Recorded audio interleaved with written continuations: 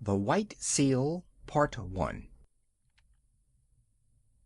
Oh, hush thee, my baby, the night is behind us, and black are the waters that sparkle so green. The moon o'er the combers looks downward to find us, at rest in the hollows that rustle between. Where billow meets billow, then soft be thy pillow. Ah, weary wee flipperling, curl at thy ease. The storm shall not wake thee, nor shark overtake thee, asleep in the arms of the slow swinging seas. Seal Lullaby. All these things happened several years ago, at a place called Novastoshan, or Northeast Point, on the island of St. Paul, away and away in the Bering Sea. Lemmershin, the winter wren, told me the tale when he was blown on the rigging of a steamer going to Japan, and I took him down to my cabin and warmed and fed him for several days till he was fit to fly back to St. Paul's again. Lemmershin is a very quaint little bird, but he knows how to tell the truth. Nobody comes to Novastoshan except on business, and the only people who have regular business there are the seals. They come in the summer months by hundreds and hundreds of thousands out of the cold gray sea, for Novastoshan Beach has the finest accommodation for seals of any place in all the world. Sea Catch knew that, and every spring would swim from whatever place he happened to be in, would swim like a torpedo boat straight for Novastoshan, and spend a month fighting with his companions for a good place on the rocks, as close to the sea as possible. Sea Catch was 15 years old, a huge gray fur seal with almost a mane on his shoulders, and long wicked dog teeth. When he heaved himself up on his front flippers, he stood more than 4 feet clear of the ground, and his weight, if any one had been bold enough to weigh him, was nearly 700 pounds. He was scarred all over with the marks of savage fights, but he was always ready for just one fight more. He would put his head on one side as though he were afraid to look his enemy in the face. Then he would shoot it out like lightning, and when the big teeth were firmly fixed on the other seal's neck, the other seal might get away if he could, but Sea Catch would not help him. Yet Sea Catch never chased a beaten seal, for that was against the rules of the beach. He only wanted room by the sea for his nursery. But as there were 40 or 50,000 other seals hunting for the same thing each spring, the whistling, bellowing, roaring, and blowing on the beach was something frightful. From a little hill called Hutchinson's Hill you could look over 3½ miles of ground covered with fighting seals. The surf was dotted all over with the heads of seals hurrying to land and begin their share of the fighting. They fought in the breakers, they fought in the sand, and they fought on the smooth-worn basalt rocks of the nurseries, for they were just as stupid and unaccommodating as men. Their wives never came to the island until late in May or early in June, for they did not care to be torn to pieces, and the young 2-, 3-, and 4-year-old seals, who had not begun housekeeping, went inland about half a mile through the ranks of the fighters, and played about on the sand dunes in droves and legions, and rubbed off every single green thing that grew. They were called holluschickie, the bachelors, and there were perhaps 200,000 or 300,000 of them at Novastoshan alone. Sea Catch had just finished his 45th fight one spring when Matka, his soft, sleek, gentle-eyed wife, came up out of the sea, and he caught her by the scruff of the neck and dumped her down on his reservation, saying gruffly, "Late as usual. Where have you been?" It was not the fashion for Sea Catch to eat anything during the 4 months he stayed on the beaches, and so his temper was generally bad. Matka knew better than to answer back. She looked round and cooed, "How thoughtful of you! You've taken the old place again." "I should think I had," said Sea Catch. "Look at me." He was scratched and bleeding in 20 places, one eye was almost out, and his sides were torn to ribbons. "Oh, you men, Matka said, fanning herself with her hind flipper. "Why can't you be sensible and settle your places quietly? You look as though you had been fighting with the killer whale." "I haven't been doing anything but fight since the middle of May. The beach is disgracefully crowded this season. I've met at least 100 seals from Lukannon Beach, house hunting. Why can't people stay where they belong?" "I've often thought we should be much happier if we hauled out at Otter Island instead of this crowded place," said Matka. "Bah! Only the holluschickie go to Otter Island. If we went there they would say we were afraid. We must preserve appearances, my dear." Sea Catch sunk his head proudly between his fat shoulders and pretended to go to sleep for a few minutes, but all the time he was keeping a sharp lookout for a fight. Now that all the seals and their wives were on the land, you could hear their clamor miles out to sea above the loudest gales. At the lowest counting there were over 1,000,000 seals on the beach. Old seals, mother seals, tiny babies, and holluschickie, fighting, scuffling, bleeding, crawling, and playing together, going down to the sea and coming up from it in gangs and regiments, lying over every foot of ground as far as the eye could reach, and skirmishing about in brigades through the fog. It was nearly always foggy at Novastoshan, except when the sun comes out and makes everything look all pearly and rainbow-colored for a little while. Kotick, Matka's baby, was born in the middle of that confusion, and he was all head and shoulders, with pale, watery blue eyes, as tiny seals must be, but there was something about his coat that made his mother look at him very closely. "Sea Catch," she said at last, "our baby's going to be white." "Empty clams and dry seaweed," snorted Sea Catch. "There never has been such a thing in the world as a white seal." "I can't help that," said Matka. "There's going to be now." And she sang the low, crooning seal song that all the mother seals sing to their babies. "You mustn't swim till you're 6 weeks old, or your head will be sunk by your heels, and summer gales and killer whales are bad for baby seals, are bad for baby seals, dear rat, as bad can be. But splash and grow strong, and you can't be wrong, child of the open sea." Of course the little fellow did not understand the words at first. He paddled and scrambled about by his mother's side, and learned to scuffle out of the way when his father was fighting with another seal, and the two rolled and roared up and down the slippery rocks. Matka used to go to sea to get things to eat, and the baby was fed only once in 2 days, but then he ate all he could and throve upon it.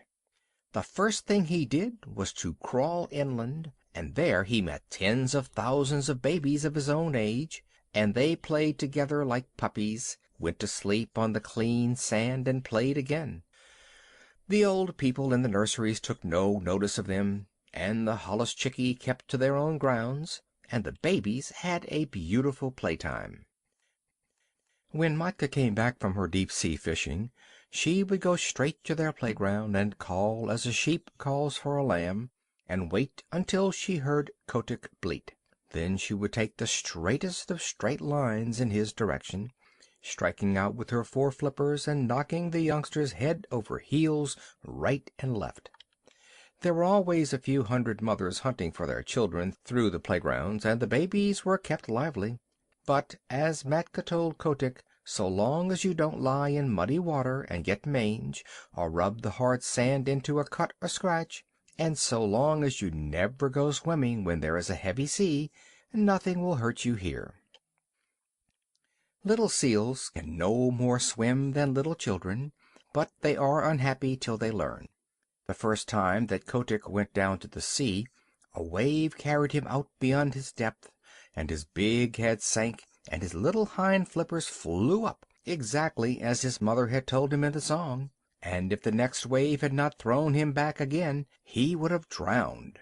After that he learned to lie in a beach pool, and let the wash of the waves just cover him, and lift him up while he paddled, but he always kept his eye open for big waves that might hurt. He was 2 weeks learning to use his flippers, and all that while he floundered in and out of the water, and coughed and grunted and crawled up the beach, and took cat naps on the sand, and went back again, until at last he found that he truly belonged to the water. Then you can imagine the times that he had with his companions, ducking under the rollers, or coming in on top of a comber and landing with a swash and a splutter as the big wave went whirling far up the beach, or standing up on his tail and scratching his head as the old people did, or playing "I'm the king of the castle" on slippery, weedy rocks that just stuck out of the wash. Now and then he would see a thin fin, like a big shark's fin, drifting along close to shore, and he knew that that was the killer whale, the grampus, who eats young seals when he can get them. And Kotick would head for the beach like an arrow, and the fin would jig off slowly, as if it were looking for nothing at all. Late in October the seals began to leave St. Paul's for the deep sea, by families and tribes, and there was no more fighting over the nurseries, and the holluschickie played anywhere they liked. "Next year," said Matka to Kotick, "you will be a holluschickie, but this year you must learn how to catch fish." They set out together across the Pacific, and Matka showed Kotick how to sleep on his back, with his flippers tucked down by his side, and his little nose just out of the water. No cradle is so comfortable as the long rocking swell of the Pacific. When Kotick felt his skin tingle all over, Matka told him he was learning the feel of the water, and that tingly, prickly feelings meant bad weather coming, and he must swim hard and get away. "In a little time," she said, "you'll know where to swim to, but just now we'll follow Sea Pig, the porpoise, for he is very wise." A school of porpoises were ducking and tearing through the water, and little Kotick followed them as fast as he could. "How do you know where to go to?" he panted. The leader of the school rolled his white eye and ducked under. "My tail tingles, youngster," he said. "That means there's a gale behind me. Come along. When you're south of the sticky water," he meant the equator, "and your tail tingles, that means there's a gale in front of you, and you must head north. Come along. The water feels bad here." This was one of the very many things that Kotick learned, and he was always learning.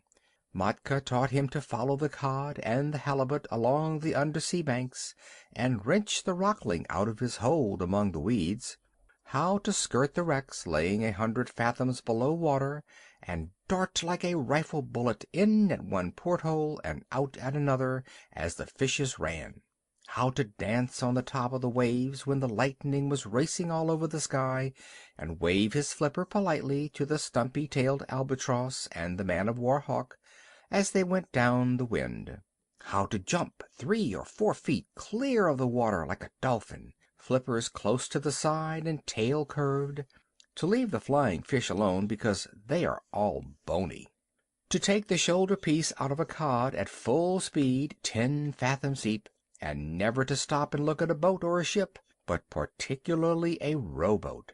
At the end of 6 months, what Kotick did not know about deep-sea fishing was not worth knowing, and all that time he never set flipper on dry land. One day, however, as he was lying half asleep in the warm water somewhere off the island of Juan Fernandez, he felt faint and lazy all over, just as humans do when the spring is in their legs; and he remembered the good firm beaches of Novastoshan 7,000 miles away, the games his companions played, the smell of the seaweed, the seal roar, and the fighting. That very minute he turned north, swimming steadily, and as he went on he met scores of his mates, all bound for the same place, and they said, "Greeting, Kotick. This year we are all holluschickie, and we can dance the fire dance in the breakers off Lukannon, and play on the new grass. But where did you get that coat?" Kotick's fur was almost pure white now, and though he felt very proud of it, he only said, "Swim quickly, my bones are aching for the land." And so they all came to the beaches where they had been born, and heard the old seals, their fathers, fighting in the rolling mist. That night Kotick danced the fire dance with the yearling seals. The sea is full of fire on summer nights, all the way down from Novastashana to Lukannon, and each seal leaves a wake like burning oil behind him, and a flaming flash when he jumps, and the waves break in great phosphorescent streaks and swirls.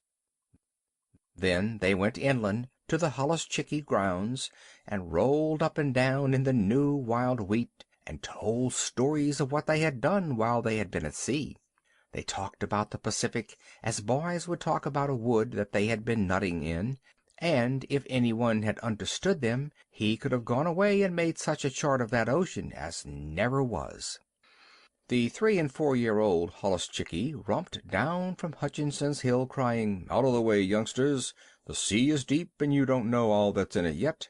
Wait till you've rounded the Horn. Hi, you yearling, where did you get that white coat?"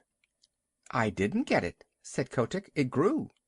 And just as he was going to roll the speaker over, a couple of black-haired men with flat red faces came from behind a sand dune, and Kotick, who had never seen a man before, coughed and lowered his head. The Holluschickie just bundled off a few yards and sat staring stupidly. The men were no less than Kerick Booterin, the chief of the seal hunters on the island, and Pantalaimon, his son. They came from the little village not half a mile from the sea nurseries, and they were deciding what seals they would drive up to the killing pens, for the seals were driven, just like sheep, to be turned into sealskin jackets later on. "Ho!" said Pantalaimon. "Look, there's a white seal."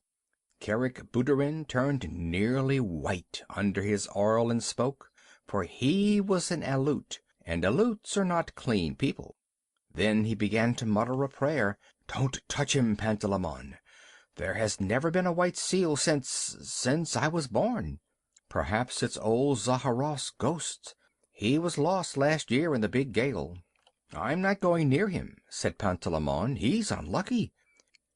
"Do you really think he is old Zaharrof come back? I owe him some gulls' eggs."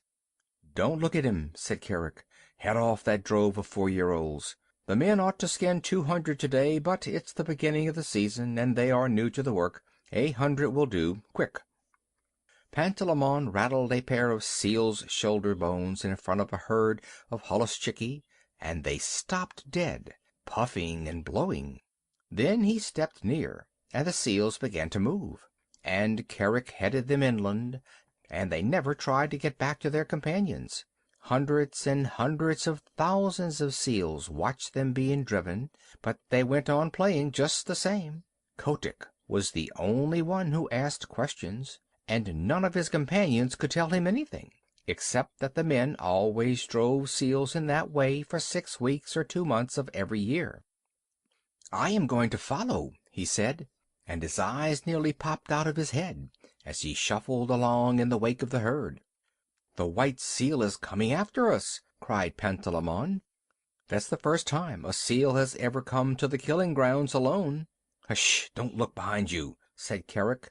"It is Zaharrof's ghost. I must speak to the priest about this." The distance to the killing grounds was only half a mile, but it took an hour to cover, because if the seals went too fast, Kerick knew that they would get heated, and then their fur would come off in patches when they were skinned. So they went on very slowly, past Sea Lion's Neck, past Webster House, till they came to the salt house just beyond the sight of the seals on the beach. Kotick followed, panting and wondering. He thought that he was at the world's end, but the roar of the sea nurseries behind him sounded as loud as the roar of a train in a tunnel. Then Kerick sat down on the moss and pulled out a heavy pewter watch, and let the drove cool off for 30 minutes. And Kotick could hear the fog dew dripping off the brim of his cap. Then 10 or 12 men, each with an iron-bound club 3 or 4 feet long, came up, and Kerick pointed out 1 or 2 of the drove that were bitten by their companions or too hot, and the men kicked those aside with their heavy boots made of the skin of a walrus's throat. And then Carrick said, "Let's go." Then the men clubbed the seals on the head as fast as they could. 10 minutes later, little Kotick did not recognize his friends any more, for their skins were ripped off from the nose to the hind flippers, whipped off and thrown down on the ground in a pile. That was enough for Kotick. He turned and galloped (a seal can gallop very swiftly for a short time) back to the sea, his little new mustache bristling with horror. At Sea Lion's Neck, where the great sea lions sit on the edge of the surf, he flung himself flipper overhead into the cool water, and rocked there, gasping miserably. "What's here?" said a sea lion gruffly, for as a rule the sea lions keep themselves to themselves. "Scoocheen, Okin Scoocheen, I'm lonesome, very lonesome," said Kotick. "They're killing all the holluschickie on all the beaches." The sea lion turned his head inshore. "Nonsense," he said. "Your friends are making as much noise as ever. You must have seen old Carrick polishing off a drove. He's done that for 30 years. "It's horrible," said Kotick, backing water as a wave went over him, and steadying himself with a screw stroke of his flippers that brought him all standing within 3 inches of a jagged edge of a rock. "Well done for a yearling," said the sea lion, who could appreciate good swimming. "I suppose it is rather awful from your way of looking at it, but if you seals will come here year after year, of course the men will get to know of it, and unless you can find an island where no men ever come, you will always be driven." "Isn't there any such island?" asked Kotick. "I've followed the poultoos, the halibut, for 20 years, and I can't say I've found it yet. But look here, you seem to have a fondness for talking to your betters. Suppose you go to the walrus islet and talk to Sea Vitch. He may know something. Don't flounce off like that. It's a 6-mile swim, and if I were you I should haul out and take a nap first, little one." Kotick thought that was good advice, so he swam round to his own beach, hauled out, and slept for half an hour, twitching all over as seals will. Then he headed straight for Walrus Islet, a little low sheet of rocky island almost due northeast from Novastoshan, all ledges and rock and gulls' nests, where the walrus herded by themselves. He landed close to old Sea Vitch, the big, ugly, bloated, pimpled, fat-necked, long-tusked walrus of the North Pacific, who has no manners except when he is asleep, as he was then, with his hind flippers half in and half out of the surf. "Wake up!" barked Kotick, for the gulls were making a great noise. "Huh? What's that?" said Sea Vitch, and he struck the next walrus a blow with his tusks and waked him up, and the next struck the next, and so on, till they were all awake and staring in every direction but the right one. "Hi, it's me," said Kotick, bobbing in the surf and looking like a little white slug. "Well, may I be skinned?" said Sea Vitch, and they all looked at Kotick as you can fancy a club full of drowsy old gentlemen would look at a little boy. Kotick did not care to hear any more about skinning just then. He had seen enough of it, so he called out, "Isn't there any place for seals to go where men don't ever come?" "Go and find out," said Sea Vitch, shutting his eyes. "Run away. We're busy here." Kotick made his dolphin jump in the air, and shouted as loud as he could, "Clam eater! Clam eater!" He knew that Sea Vitch never caught a fish in his life, but always rooted for clams and seaweed, though he pretended to be a very terrible person. Naturally, the chickies and the gooverooskies and the epitacs, the burgomaster gulls and the kittiwakes and the puffins, who were always looking for a chance to be rude, took up the cry, and, so Limmershin told me, for nearly 5 minutes you could not have heard a gun fired on Walrus Islet. All the population was yelling and screaming, "Clam eater! Styreek, old man!" while Sea Vitch rolled from side to side, grunting and coughing. "Now will you tell?" said Kotick, all out of breath. "Go and ask Sea Cow," said Sea Vitch. "If he is living still, he'll be able to tell you." "How shall I know Sea Cow when I meet him?" said Kotick, sheering off.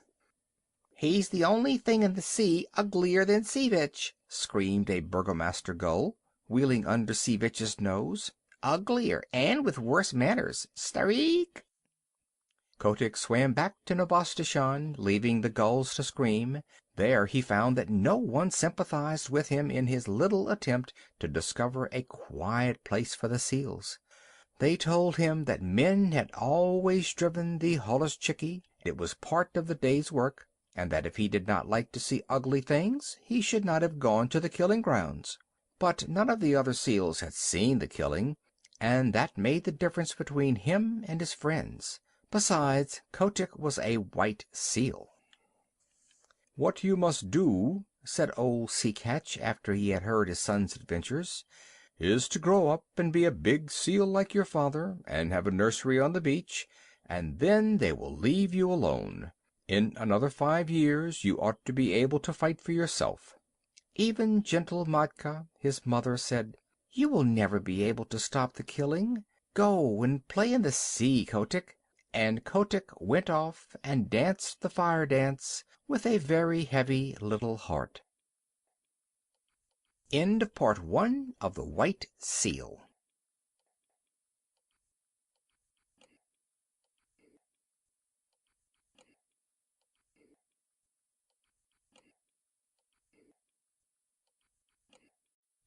The White Seal, Part 2, and Lucanon. That autumn he left the beach as soon as he could, and set off alone because of a notion in his bullet head. He was going to find Sea Cow, if there was such a person in the sea, and he was going to find a quiet island with good firm beaches for seals to live on, where men could not get at them. So he explored and explored by himself from the North to the South Pacific, swimming as much as 300 miles in a day and a night. He met with more adventures than can be told, and narrowly escaped being caught by the basking shark and the spotted shark and the hammerhead, and he met all the untrustworthy ruffians that loaf up and down the seas, and the heavy, polite fish, and the scarlet-spotted scallops that are moored in one place for hundreds of years and grow very proud of it. But he never met Sea Cow, and he never found an island that he could fancy. If the beach was good and hard, with a slope behind it for seals to play on, there was always the smoke of a whaler on the horizon, boiling down blubber, and Kotick knew what that meant, or else he could see that seals had once visited the island and been killed off, and Kotick knew that where men had come once, they would come again. He picked up from an old stumpy-tailed albatross, who told him that Kerguelen Island was the very place for peace and quiet, and when Kotick went down there he was all but smashed to pieces against some wicked black cliffs in a heavy sleet storm with lightning and thunder. Yet as he pulled out against the gale he could see that even there had once been a seal nursery, and it was so in all the other islands that he visited. Limmershin gave a long list of them, for he said that Kotick spent 5 seasons exploring, with a 4 months' rest each year at Novastoshan. When the holluschickie used to make fun of him and his imaginary islands, he went to the Galapagos, a horrid dry place on the equator, where he was nearly baked to death.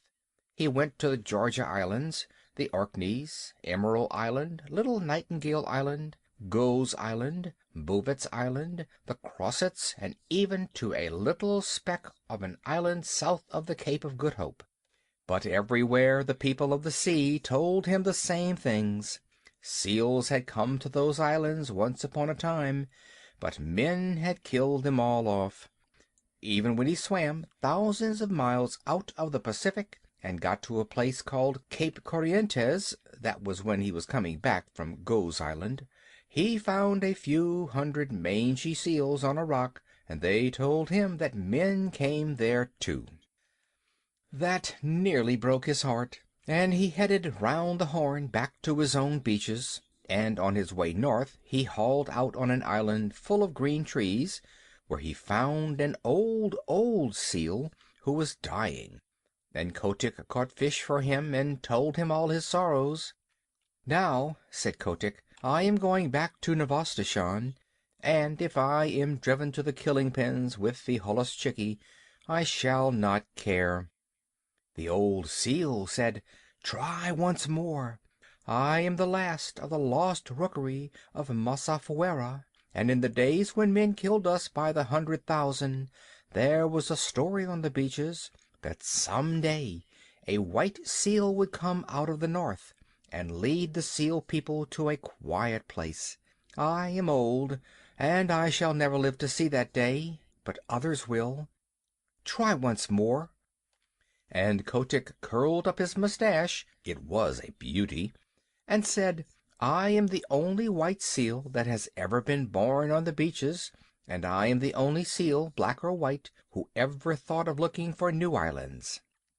This cheered him immensely, and when he came back to Novastoshan that summer, Matka, his mother, begged him to marry and settle down, for he was no longer a holluschickie, but a full-grown sea-catch, with a curly white mane on his shoulders, as heavy, as big, and as fierce as his father. "Give me another season," he said. "Remember, mother, it is always the seventh wave that goes farthest up the beach." Curiously enough, there was another seal who thought that she would put off marrying till next year, and Kotick danced the fire dance with her all down Lukannon Beach the night before he set off on his last exploration. This time he went westward, because he had fallen on the trail of a great shoal of halibut, and he needed at least 100 pounds of fish a day to keep him in good condition. He chased them till he was tired, and then he curled himself up and went to sleep on the hollows of the groundswell that sets into Copper Island. He knew the coast perfectly well, so about midnight, when he felt himself gently bumped on a weed bed, he said, "Tide's running strong tonight," and turning over under water, opened his eyes slowly and stretched. Then he jumped like a cat, for he saw huge things nosing about in the shoal water and browsing on the heavy fringes of the weeds.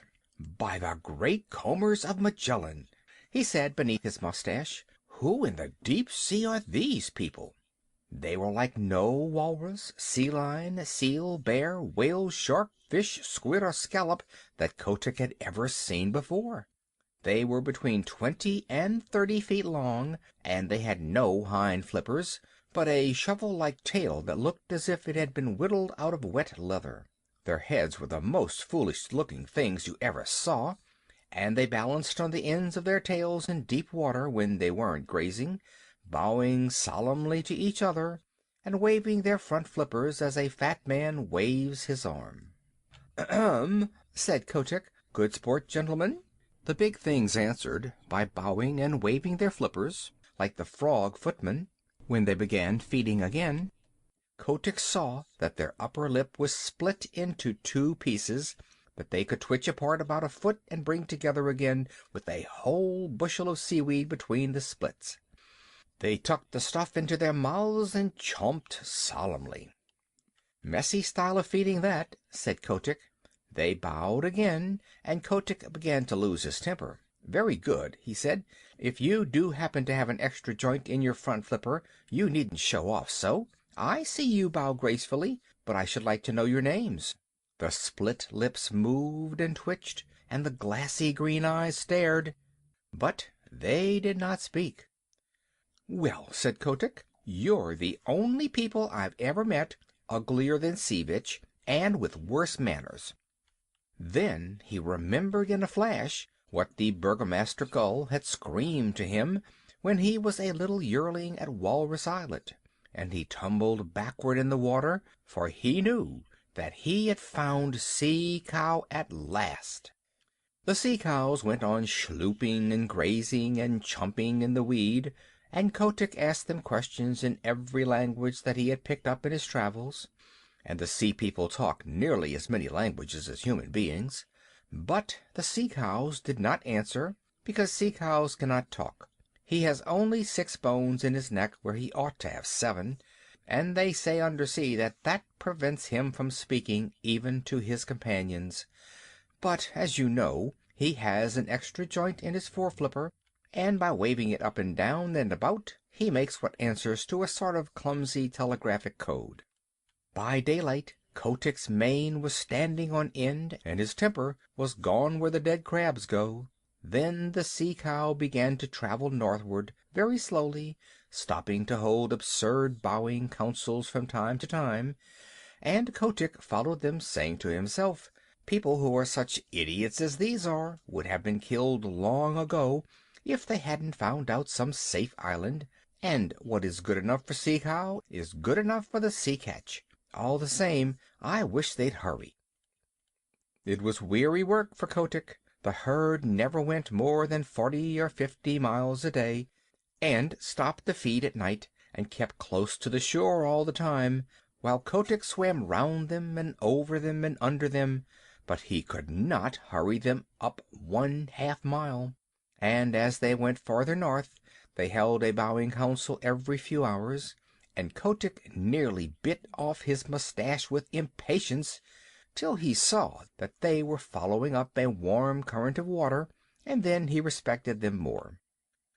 One night they sank through the shiny water, sank like stones, and for the first time since he'd known them, began to swim quickly. Kotick followed, and the pace astonished him, for he never dreamed that Sea Cow was anything of a swimmer. They headed for a cliff by the shore, a cliff that ran down into deep water, and plunged into a dark hole at the foot of it, 20 fathoms under the sea. It was a long, long swim, and Kotick badly wanted fresh air before he was out of the dark tunnel they led him through. "My wick!" he said, when he rose, gasping and puffing, into open water at the farther end. "It was a long dive, but it was worth it." The sea cows had separated, and were browsing lazily along the edges of the finest beaches that Kotick had ever seen. There were long stretches of smooth, worn rock running for miles, exactly fitted to make seal nurseries, and there were playgrounds of hard sand sloping inland behind them, and there were rollers for seals to dance in, and long grass to roll in, and sand dunes to climb up and down, and, best of all, Kotick knew by the feel of the water, which never deceives a true sea catch, that no men had ever come there. The first thing he did was to assure himself that the fishing was good, and then he swam along the beaches and counted up the delightful low sandy islands half hidden in the beautiful rolling fog. Away to the northward, out to sea, ran a line of bars and shoals and rocks that would never let a ship come within 6 miles of the beach, and between the islands and the mainland was a stretch of deep water that ran up to the perpendicular cliffs, and somewhere below the cliffs was the mouth of the tunnel. "It's Novastoshan over again, but 10 times better," said Kotick. "Sea Cow must be wiser than I thought. Men can't come down the cliffs, even if there were any men, and the shoals to seaward would knock a ship to splinters. If any place in the sea is safe, this is it." He began to think of the seal he had left behind him, and though he was in a hurry to get back to Novastoshan, he thoroughly explored the new country, so that he would be able to answer all questions. Then he dived and made sure of the mouth of the tunnel, and raced through to the southward. No one but a sea cow or a seal would have dreamed of there being such a place, and when he looked back at the cliffs, even Kotick could hardly believe that he had been under them. He was 6 days going home, though he was not swimming slowly, and when he hauled out just above Sea Lion's neck, the first person he met was the seal who had been waiting for him, and she saw by the look in his eyes that he had found his island at last. But the holluschickie and Sea Catch his father, and all the other seals, laughed at him when he told him what he had discovered, and a young seal about his own age said, "That is all very well, Kotick, But you can't come from no one knows where and order us off like this. Remember, we've been fighting for our nurseries, and that's a thing you never did. You prefer prowling about in the sea." The other seals laughed at this, and the young seal began twisting his head from side to side. He had just married that year, and was making a great fuss about it. "I've no nursery to fight for," said Kotick. "I only want to show you all a place where you will be safe. What's the use of fighting?" "Oh, if you're trying to back out, of course I've no more to say," said the young seal with an ugly chuckle. "Will you come with me if I win?" said Kotick, and a green light came into his eye, for he was very angry at having to fight at all. "Very good," said the young seal carelessly. "If you win, I'll come." He had no time to change his mind, for Kotick's head was out and his teeth sunk in the blubber of the young seal's neck. Then he threw himself back on his haunches and hauled his enemy down the beach, shook him, and knocked him over. Then Kotick roared to the seals, "I've done my best for you these 5 seasons past. I've found you an island where you'll be safe, but unless your heads are dragged off your silly necks, you won't believe. I'm going to teach you now. Look out for yourselves." Limmershin told me that never in his life, and Limmershin sees 10,000 big seals fighting every year, never in all his little life did he see anything like Kotick's charge into the nurseries. He flung himself at the biggest sea catch he could find, caught him by the throat, choked him, and bumped him and banged him till he grunted for mercy, and then threw him aside and attacked the next. You see, Kotick had never fasted for 4 months as the big seals did every year, and his deep-sea swimming trips kept him in perfect condition. And, best of all, he had never fought before. His curly white mane stood up with rage, and his eyes flamed, and his big dog teeth glistened, and he was splendid to look at.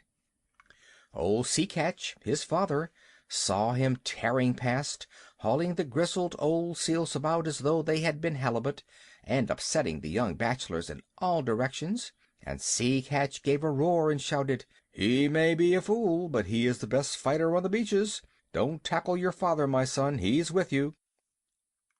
Kotick roared in answer, and old Sea Catch waddled in with his mustache on one end, blowing like a locomotive, while Matka and the seal that was going to marry Kotick cowered down and admired their menfolk. It was a gorgeous fight, for the two fought as long as there was a seal that dared lift up his head, and when there were none, they paraded grandly up and down the beach side by side, bellowing. At night, just as the northern lights were winking and flashing through the fog, Kotick climbed a bare rock and looked down on the scattered nurseries and the torn and bleeding seals. "Now," he said, "I've taught you your lesson." "My wig!" said old Sea Catch, boosting himself up stiffly, for he was fearfully mauled. "The killer whale himself could not have cut them up worse. Son, I'm proud of you. And what's more, I'll come with you to your island, if there is such a place. Here, you fat pigs of the sea, who comes with me to the Sea Cow's tunnel?" "Answer, or I shall teach you again," roared Kotick. There was a murmur like the ripple of the tide all up and down the beaches. "We will come," said thousands of tired voices. "We will follow Kotick, the white seal." Then Kotick dropped his head between his shoulders and shut his eyes proudly. He was not a white seal any more, but red from head to tail. All the same, he would have scorned to look at or touch one of his wounds. A week later he and his army, nearly 10,000 holluschickie and old seals, went away north to the Sea Cow's tunnel, Kotick leading them, and the seals that stayed at Novastoshan called them idiots. But next spring, when they all met off the fishing banks of the Pacific, Kotick's seals told such tales of the new beaches beyond Sea Cow's tunnel that more and more seals left Novastoshan. Of course, it was not all done at once, for the seals are not very clever, and they need a long time to turn things over in their minds, but year after year more seals went away from Novastoshan and Lukannon and the other nurseries, to the quiet sheltered beaches where Kotick sits all the summer through, getting bigger and fatter and stronger each year, while the holluschickie play around him in that sea where no man comes. Lukannon. This is the great deep-sea song that all the St. Paul seals sing when they are heading back to their beaches in the summer. It is a sort of very sad seal national anthem. I met my mates in the morning, and oh, but I am old, where, roaring on the ledges, the summer groundswell rolled. I heard them lift the chorus that drowned the breaker's song, the beaches of Lukannon, 2,000,000 voices strong. The song of pleasant stations beside the salt lagoons, the song of blowing squadrons that shuffled down the dunes, the song of midnight dances that churned the sea to flame, the beaches of Lukannon before the sealers came. I met my mates in the morning, I'll never meet them more.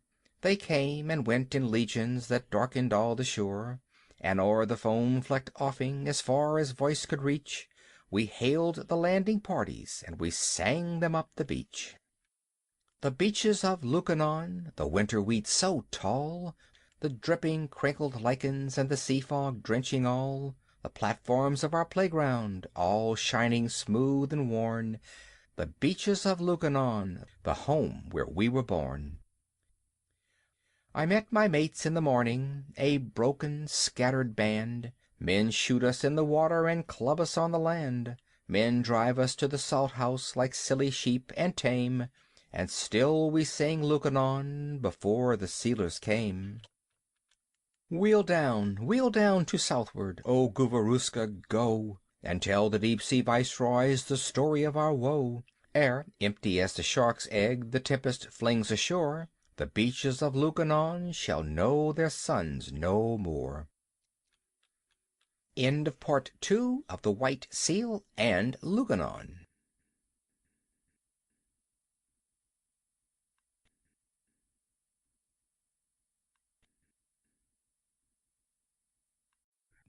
Rikki-tikki-tavi. At the hole where he went in, Red-Eye called to Wrinkle-Skin, "Hear what little Red-Eye saith? Nag, come up and dance with Death. Eye to eye and head to head, keep the measure, Nag. This shall end when one is dead. At thy pleasure, Nag. Turn for turn and twist for twist. Run and hide thee, Nag. Ha! The hooded Death has missed. Woe betide thee, Nag." This is the story of the great war that Rikki-tikki-tavi fought single-handed through the bathrooms of the big bungalow in Segowli Cantonment. Darzee, the tailor bird, helped him, and Chuchundra, the muskrat, who never comes out into the middle of the floor, but always creeps round by the wall, gave him advice, but Rikki-tikki did the real fighting. He was a mongoose, rather like a little cat in his fur and his tail, but quite like a weasel in his head and his habits. His eyes and the end of his restless nose were pink. He could scratch himself anywhere he pleased with any leg, front or back, that he chose to use.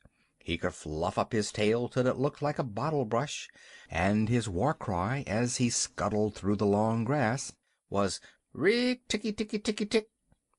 One day a high summer flood washed him out of the burrow where he lived with his father and mother, and carried him, kicking and clucking, down a roadside ditch. He found a little wisp of grass floating there, and clung to it till he lost his senses.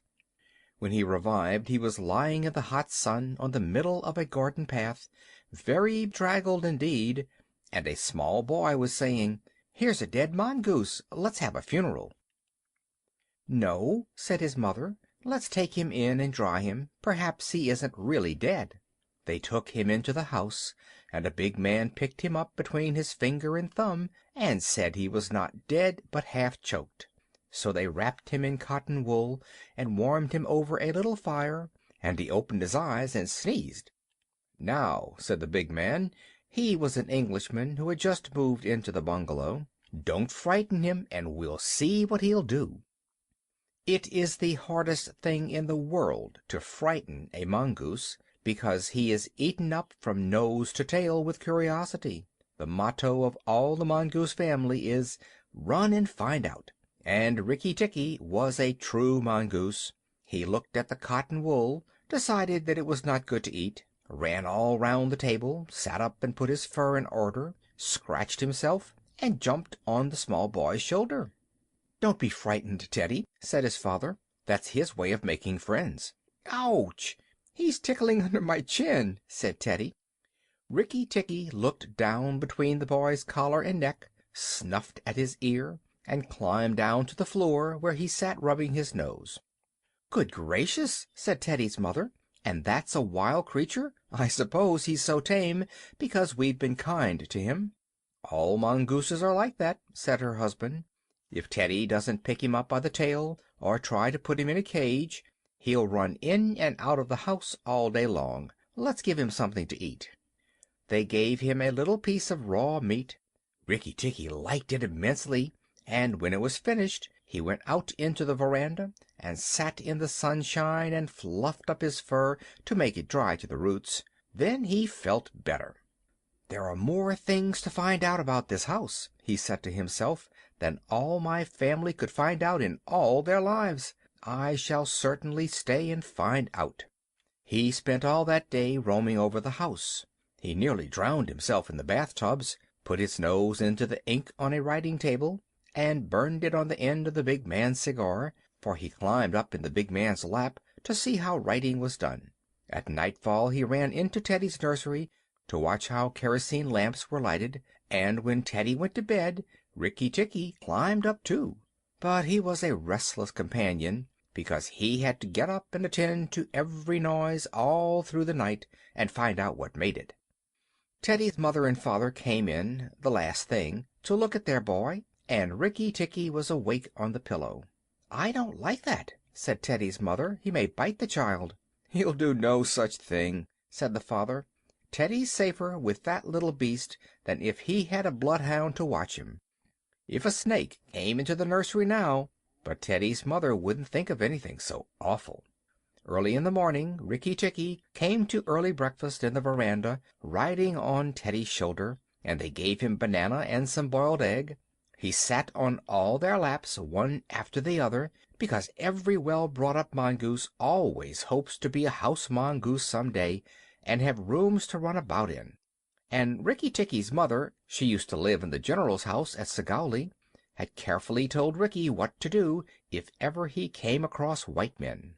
Then Rikki Tikki went out into the garden to see what was to be seen.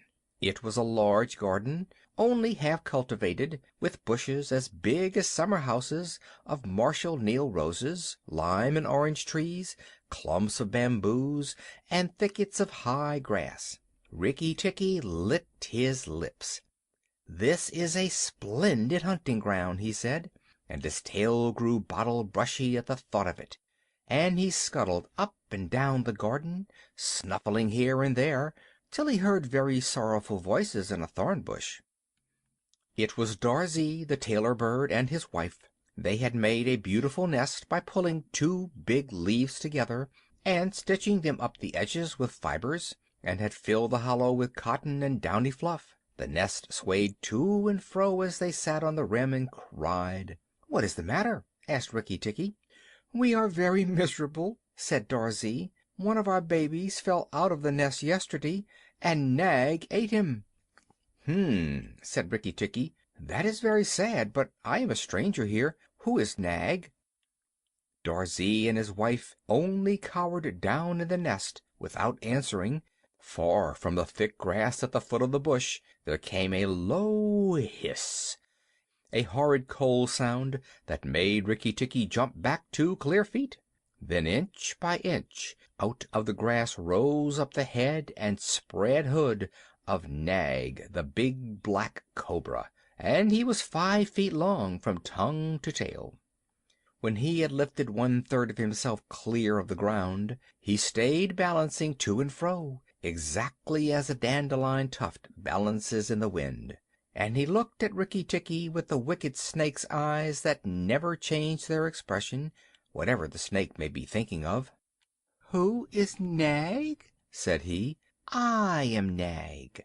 The great god Brahm put his mark upon all our people, when the first cobra spread his hood to keep the sun off Brahm as he slept. Look and be afraid." He spread out his hood more than ever, and Rikki Tikki saw the spectacle mark on the back of it that looks exactly like the eye part of a hook and eye fastening.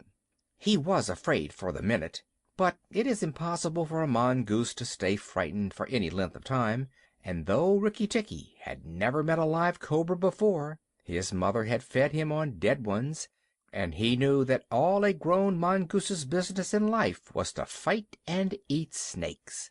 Nag knew that too, and at the bottom of his cold heart he was afraid.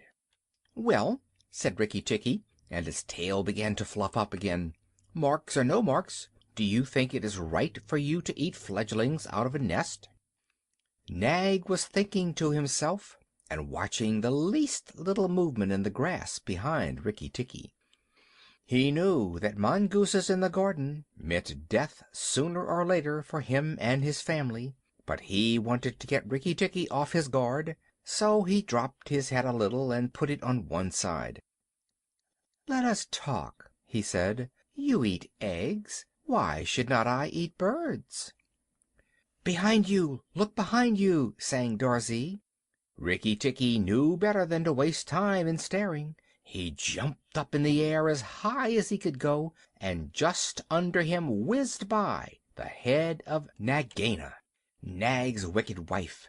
She had crept up behind him as he was talking, to make an end of him. He heard her savage hiss as the stroke missed. He came down almost across her back, and if he had been an old mongoose he would have known that then was the time to break her back with one bite. But he was afraid of the terrible lashing return stroke of the cobra. He bit indeed, but he did not bite long enough, and he jumped clear of the whisking tail, leaving Nagaina torn and angry. "Wicked, wicked Darzee!" said Nag, lashing up as high as he could reach toward the nest in the thorn bush. But Darzee had built it out of reach of snakes, and it only swayed to and fro. Rikki Tikki felt his eyes growing red and hot. When a mongoose's eyes grow red he is angry, and he sat back on his tail and hind legs like a little kangaroo, and looked all round him, and chattered with rage. But Nag and Nagaina had disappeared into the grass. When a snake misses its stroke, it never says anything, or gives any sign of what it means to do next. Rikki Tikki did not care to follow them, for he did not feel sure that he could manage two snakes at once. So he trotted off to the gravel path near the house, and sat down to think. It was a serious matter for him. If you read the old books of natural history, you will find they say that when the mongoose fights the snake and happens to get bitten, he runs off and eats some herb that cures him. That is not true. The victory is only a matter of quickness of eye and quickness of foot. Snakes blow against mongooses jump, and as no eye can follow the motion of a snake's head when it strikes, this makes things much more wonderful than any magic herb. Rikki Tikki knew he was a young mongoose, and it made him all the more pleased to think that he had managed to escape a blow from behind. It gave him confidence in himself, and when Teddy came running down the path, Rikki Tikki was ready to be petted. But just as Teddy was stooping, something wriggled a little in the dust, and a tiny voice said, "Be careful, I am Death." It was Crate, the dusty brown snakeling that lies for choice on the dusty earth, and his bite is as dangerous as the cobra's. But he is so small that nobody thinks of him, and so he does the more harm to people. Rikki Tikki's eyes grew red again, and he danced up to Crate with the peculiar rocking, swaying motion that he had inherited from his family. It looks very funny, but it is so perfectly balanced a gait that you can fly off from it at any angle you please, and in dealing with snakes this is an advantage.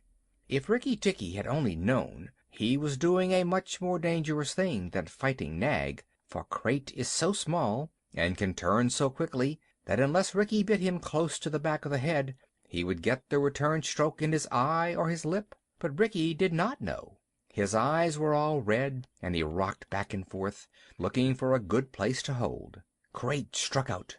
Rikki jumped sideways and tried to run in, but the wicked little dusty gray head lashed within a fraction of his shoulder, and he had to jump over the body, and the head followed his heels close. Teddy shouted to the house, "Oh, look here! Our mongoose is killing a snake!" And Rikki Tikki heard a scream from Teddy's mother. His father ran out with a stick, but by the time he came up, Crate had lunged out once too far, and Rikki Tikki had jumped on the snake's back, dropped his head far between his forelegs, bitten as high up the back as he could get hold, and rolled away. That bite paralyzed Crate, and Rikki Tikki was just going to eat him from the tail, after the custom of his family at dinner, when he remembered that a full meal makes a slow mongoose, and if he wanted all his strength and quickness ready, he must keep himself thin. He went away for a dust bath under the castor oil bushes, while Teddy's father beat the dead Crate. "What is the use of that?" thought Rikki Tikki. "I have settled it all." And then Teddy's mother picked him up from the dust and hugged him, crying that he had saved Teddy from death. And Teddy's father said that he was a providence, and Teddy looked on with big scared eyes. Rikki Tikki was rather amused at all this fuss, which of course he did not understand. Teddy's mother might just as well have petted Teddy for playing in the dust. Rikki was thoroughly enjoying himself. That night at dinner, walking to and fro among the wine glasses on the table, he might have stuffed himself 3 times over with nice things, but he remembered Nag and Nagaina, and though it was very pleasant to be patted and petted by Teddy's mother, and to sit on Teddy's shoulder, his eye would get red from time to time, and he would go off into his long war cry of "Rick-tick-tick-tick-tick." Teddy carried him off to bed, and insisted on Rikki Tikki sleeping under his chin. Rikki Tikki was too well bred to bite or scratch, but as soon as Teddy was asleep he went off for his nightly walk round the house, and in the dark he ran up against Chuchundra the muskrat, creeping around by the wall. Chuchundra is a broken-hearted little beast. He whimpers and cheeps all the night, trying to make up his mind to run into the middle of the room, but he never gets there. "Don't kill me," said Chuchundra, almost weeping. "Rikki Tikki, don't kill me." "Do you think a snake killer kills muskrats?" said Rikki Tikki scornfully. "Those who kill snakes get killed by snakes," said Chuchundra, more sorrowfully than ever. "And how am I to be sure that Nag won't mistake me for you some dark night?" "There's not the least danger," said Rikki Tikki. "But Nag is in the garden, and I know you don't go there." "My cousin Chua the rat told me—" said Chuchundra, and then he stopped. "Told you what?" "Hush! Nag is everywhere, Rikki Tikki. You should have talked to Chua in the garden." "I didn't, so you must tell me. Quick, Chuchundra, or I'll bite you." Chuchundra sat down and cried till the tears rolled off his whiskers. "I am a very poor man," he sobbed. "I never had spirit enough to run out into the middle of the room. Hush! I mustn't tell you anything. Can't you hear, Rikki Tikki?" Rikki Tikki listened. The house was as still, but he thought he could just catch the faintest scratch in the world, a noise as faint as that of a wasp walking on a window pane, the dry scratch of a snake's scales on brickwork. "That's Nag or Nagaina," he said to himself, "and he is crawling into the bathroom sluice. You're right, Chuchundra. I should have talked to Chua." He stole off to Teddy's bathroom, but there was nothing there, and then to Teddy's mother's bathroom. At the bottom of the smooth plaster wall there was a brick pulled out to make a sluice for the bath water, and as Rikki Tikki stole in by the masonry curb where the bath is put, he heard Nag and Nagaina whispering together outside in the moonlight. "When the house is emptied of people," said Nagaina to her husband, he will have to go away, and then the garden will be our own again. Go in quietly, and remember that the big man who killed Crate is the first one to bite. Then come out and tell me, and we will hunt for Rikki Tikki together." "But are you sure that there is anything to be gained by killing the people?" said Nag. "Everything. When there were no people in the bungalow, did we have any mongoose in the garden? So long as the bungalow is empty, we are king and queen of the garden. And remember that as soon as our eggs in the melon patch hatch, as they may tomorrow, our children will need room and quiet." "I had not thought of that," said Nag. "I will go, but there is no need that we should hunt for Rikki Tikki afterward. I will kill the big man and his wife and the child if I can, and come away quietly. Then the bungalow will be empty, and Rikki Tikki will go." Rikki Tikki tingled all over with rage and hatred at this, and then Nag's head came through the sluice, and his 5 feet of cold body followed it. Angry as he was, Rikki Tikki was very frightened as he saw the size of the big cobra. Nag coiled himself up, raised his head, and looked into the bathroom in the dark, and Rikki could see his eyes glitter. "Now, if I kill him here, Nagaina will know, and if I fight him on the open floor, the odds are in his favor. What am I to do?" said Rikki Tikki Tavi. Nag waved to and fro, and then Rikki Tikki heard him drinking from the biggest water jar that was used to fill the bath. "That is good," said the snake. "Now, when Crate was killed, the big man had a stick. He may have that stick still, but when he comes in to bathe in the morning he will not have a stick. I will wait here till he comes. Nagaina, do you hear me? I shall wait here in the cool till daytime." There was no answer from outside, so Rikki Tikki knew Nagaina had gone away. Nag coiled himself down, coil by coil, round the bulge at the bottom of the water jar, and Rikki Tikki stayed still as death. After an hour he began to move, muscle by muscle, toward the jar. Nag was asleep, and Rikki Tikki looked at his big back, wondering which would be the best place for a good hold. "If I don't break his back at the first jump," said Rikki, "he can still fight. And if he fights, oh, Rikki!" He looked at the thickness of the neck below the hood, but that was too much for him, and the bite near the tail would only make Nag savage. "It must be the head," he said at last, "the head above the hood, and when I am once there I must not let go." Then he jumped. The head was lying a little clear of the water jar, under the curve of it, and as his teeth met, Rikki braced his back against the bulge of the red earthenware to hold down the head. This gave him just 1 second's purchase, and he made the most of it. Then he was battered to and fro like a rat is shaken by a dog, to and fro on the floor, up and down and around in great circles.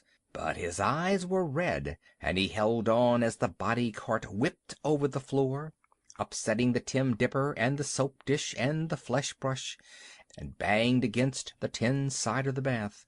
As he held, he closed his jaws tighter and tighter, for he made sure he would be banged to death, and for the honor of his family he preferred to be found with his teeth locked. He was dizzy, aching, and felt shaken to pieces, when something went off like a thunderclap just behind him.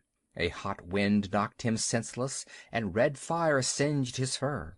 The big man had been wakened by the noise, and had fired both barrels of a shotgun into Nag just behind the hood. Rikki Tikki held on with his eyes shut, for now he was quite sure he was dead. But the head did not move, and the big man picked him up and said, "It's the mongoose again, Alice. The little chap has saved our lives now."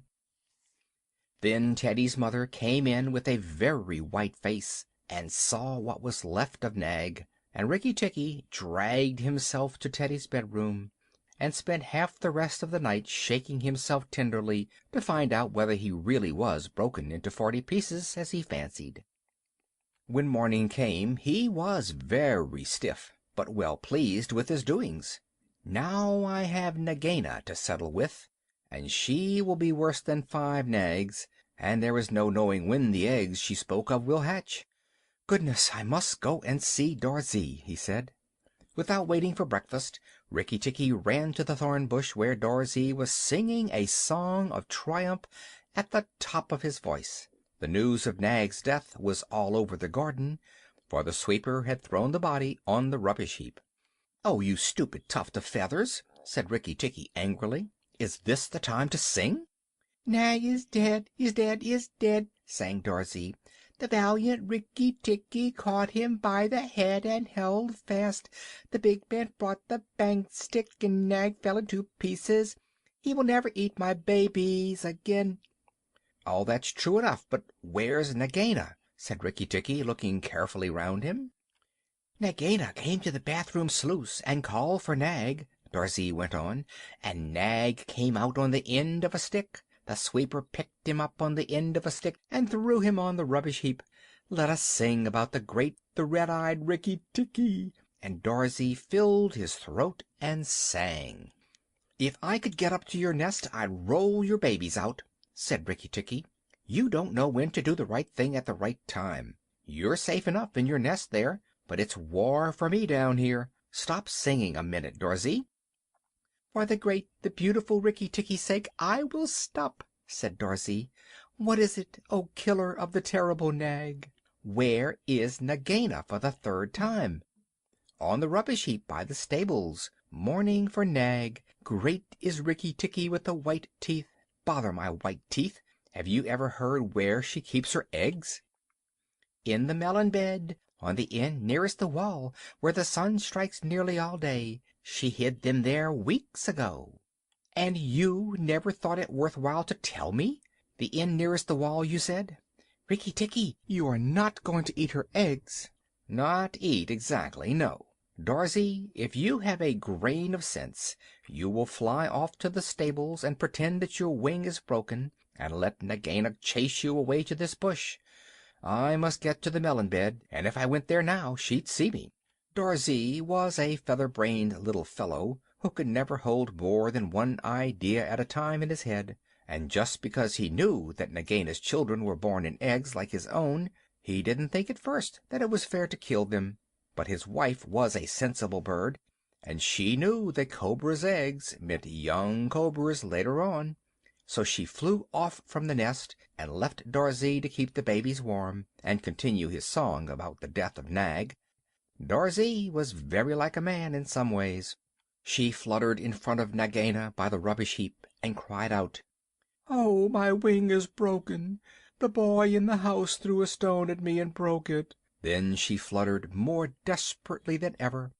Nagaina lifted up her head and hissed, "You warned Rikki Tikki when I would have killed him. Indeed and truly you've chosen a bad place to be lame in."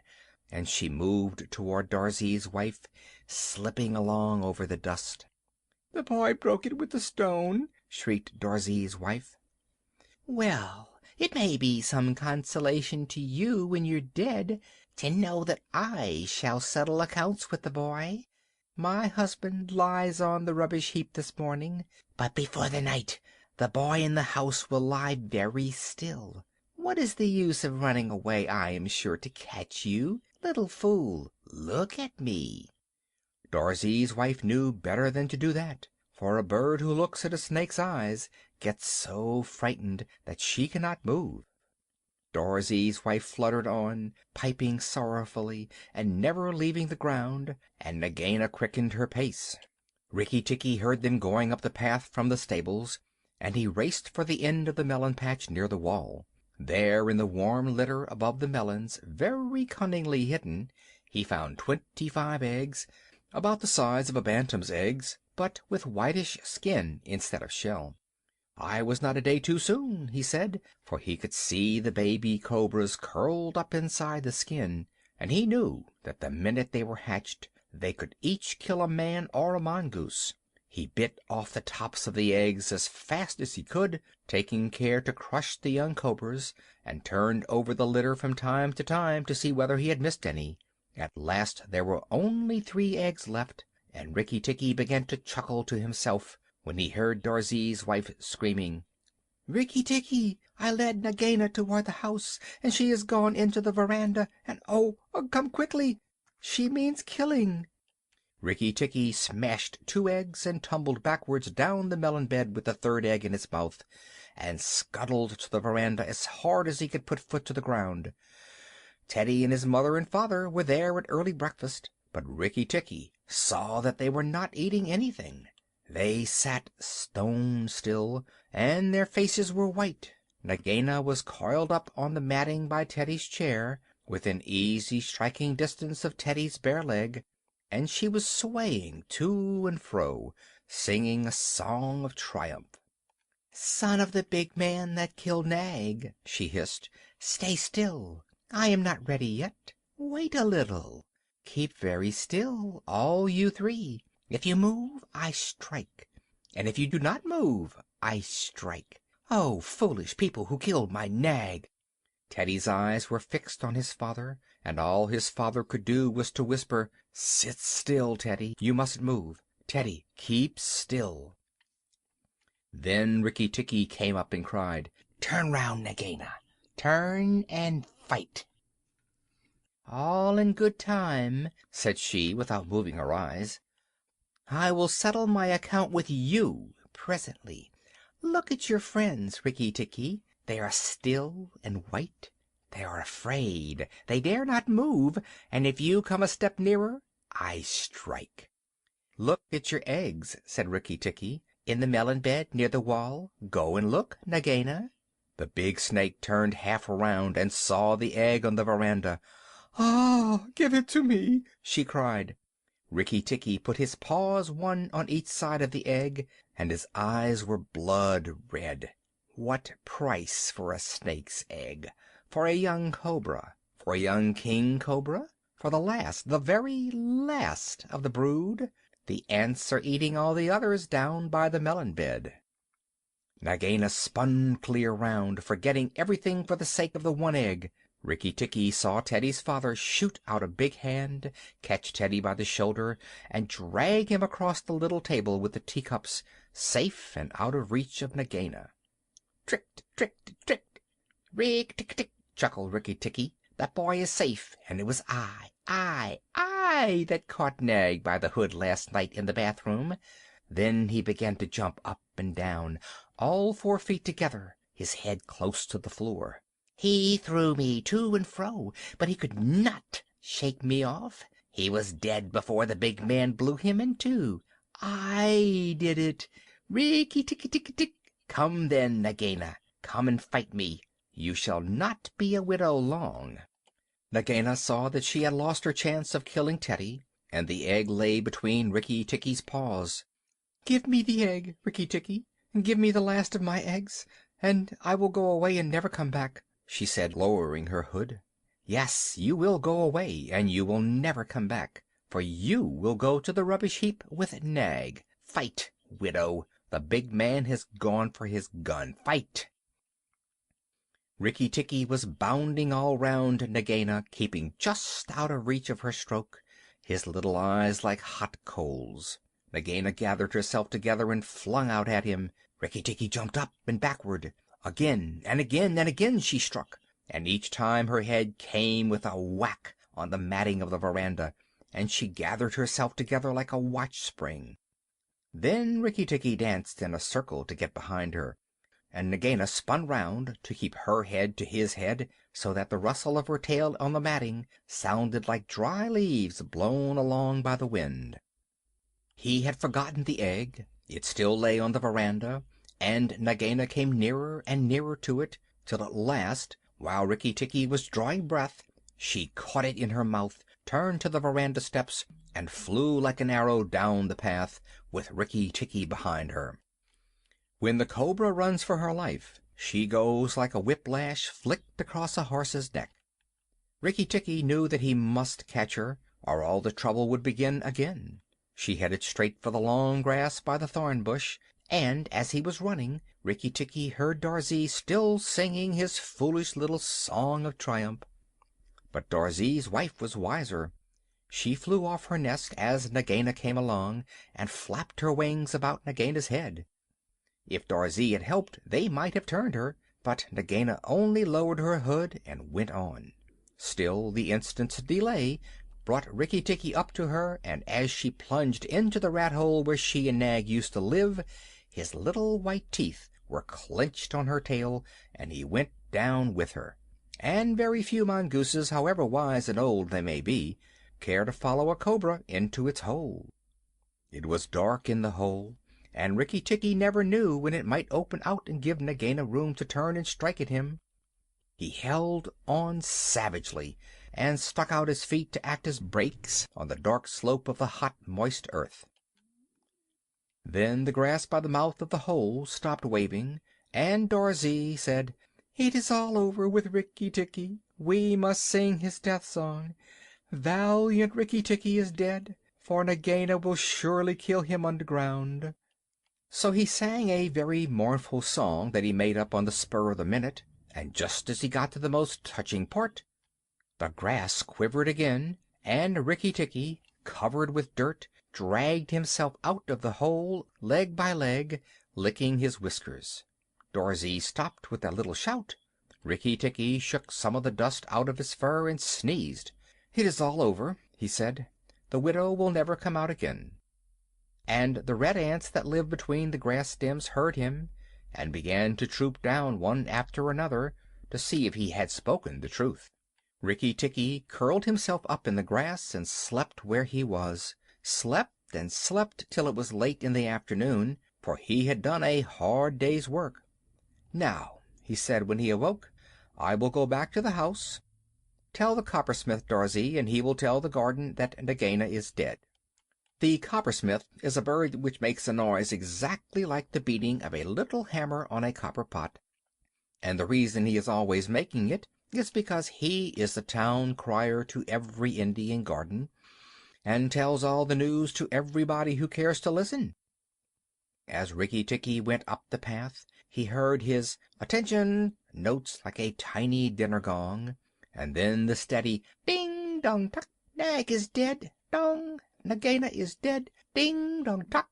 That set all the birds in the garden singing, and the frogs croaking, for Nag and Nagaina used to eat frogs as well as little birds. When Rikki got to the house, Teddy and Teddy's mother, she looked very white still, for she had been fainting, and Teddy's father came out and almost cried over him, and that night he ate all that was given him till he could eat no more, and went to bed on Teddy's shoulder, where Teddy's mother saw him when she came to look late at night. "He saved our lives and Teddy's life," she said to her husband. "Just think, he saved all our lives." Rikki Tikki woke up with a jump, for the mongooses are light sleepers. "Oh, it's you," said he. "What are you bothering for? All the cobras are dead, and if they weren't, I'm here." Rikki Tikki had a right to be proud of himself, but he did not grow too proud, and he kept that garden as a mongoose should keep it, with tooth and jump and spring and bite, till never a cobra dared show its head inside the walls. Darzee's Chant, sung in honor of Rikki Tikki Tavi. Singer and tailor am I, doubled the joys that I know, proud of my lilt to the sky, proud of the house that I sew. Over and under, so weave I my music, so weave I the house that I sew. Sing to your fledglings again, Mother, oh lift up your head, evil that plagued us is slain, death in the garden lies dead. Terror that hid in the roses is impotent, flung on the dunghill and dead. Who has delivered us? Who? Tell me his nest and his name. Rikki the valiant, the true, Tikki with eyeballs of flame. Rikki Tikki Tikki, the ivory fanged, the hunter with eyeballs of flame. Give him the thanks of the birds, bowing with tail feathers spread. Praise him with nightingale words. Nay, I will praise him instead. Here I will sing you the praise of the bottle-tailed Rikki with eyeballs of red. Here Rikki Tikki interrupted, and the rest of the song is lost. End of Rikki Tikki Tavi and Darzee's Chant.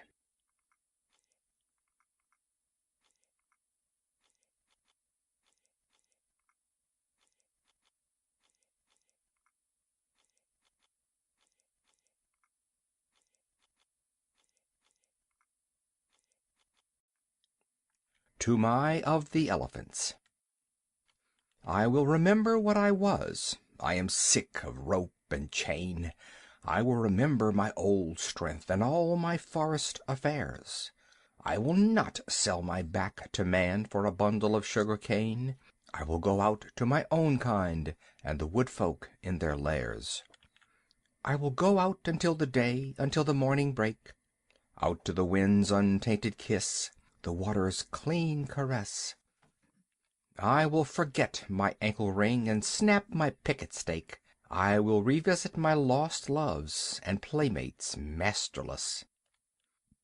Kala Nag, which means black snake, had served the Indian government in every way that an elephant could serve it for 47 years, and he was fully 20 years old when he was caught.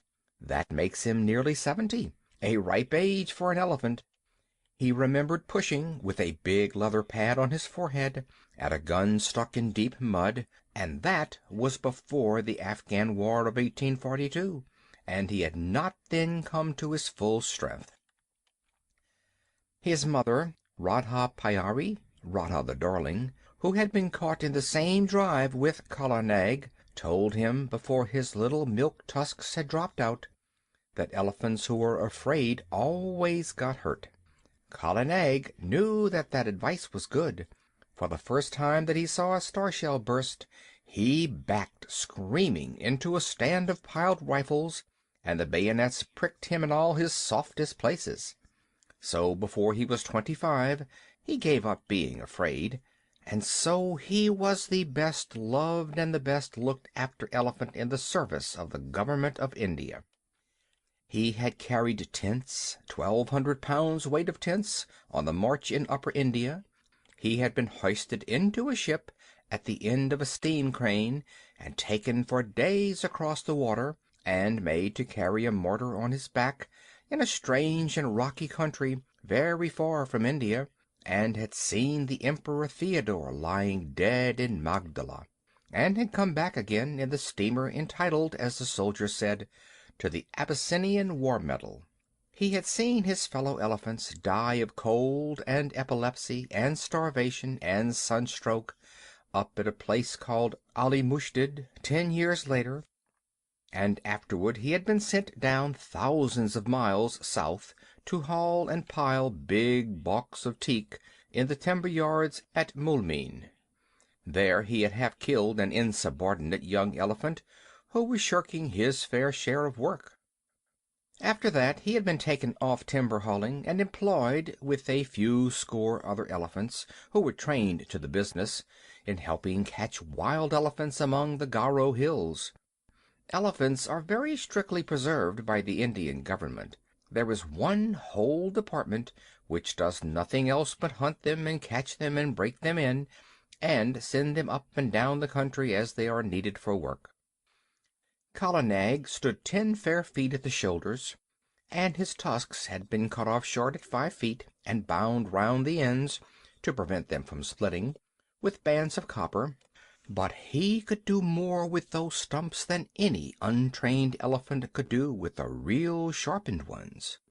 When, after weeks and weeks of cautious driving of scattered elephants across the hills, the 40 or 50 wild monsters were driven into the last stockade, and the big drop gate, made of tree trunks lashed together, jarred down behind them, Kala Nag, at the word of command, would go into that flaring, trumpeting pandemonium, generally at night, when the flicker of the torches made it difficult to judge distances, and, picking out the biggest and wildest tusker of the mob, would hammer him and hustle him into quiet, while the men on the backs of the other elephants roped and tied the smaller ones. There was nothing in the way of fighting that Kala Nag, the old wise black snake, did not know, for he had stood up more than once in his time to the charge of the wounded tiger, and, curling up his soft trunk to be out of harm's way, had knocked the springing brute sideways in mid-air with a quick sickle cut of his head that he had invented all by himself, had knocked him over and kneeled upon him with his huge knees till the life went out with a gasp and a howl, and there was only a fluffy striped thing on the ground for Kala Nag to pull by the tail. "Yes," said Big Toomai, his driver, the son of Black Toomai, who had taken him to Abyssinia, and grandson of Toomai of the Elephants, who had seen him caught. "There is nothing that the Black Snake fears except me. He has seen 3 generations of us feed him and groom him, and he will live to see 4." "He is afraid of me also," said Little Toomai, standing up to his full height of 4 feet, with only one rag upon him. He was 10 years old, the eldest son of Big Toomai, and according to custom he would take his father's place on Kala Nag's neck when he grew up, and would handle the heavy iron ankus, the elephant goad, that had been worn smooth by his father and his grandfather and his great-grandfather.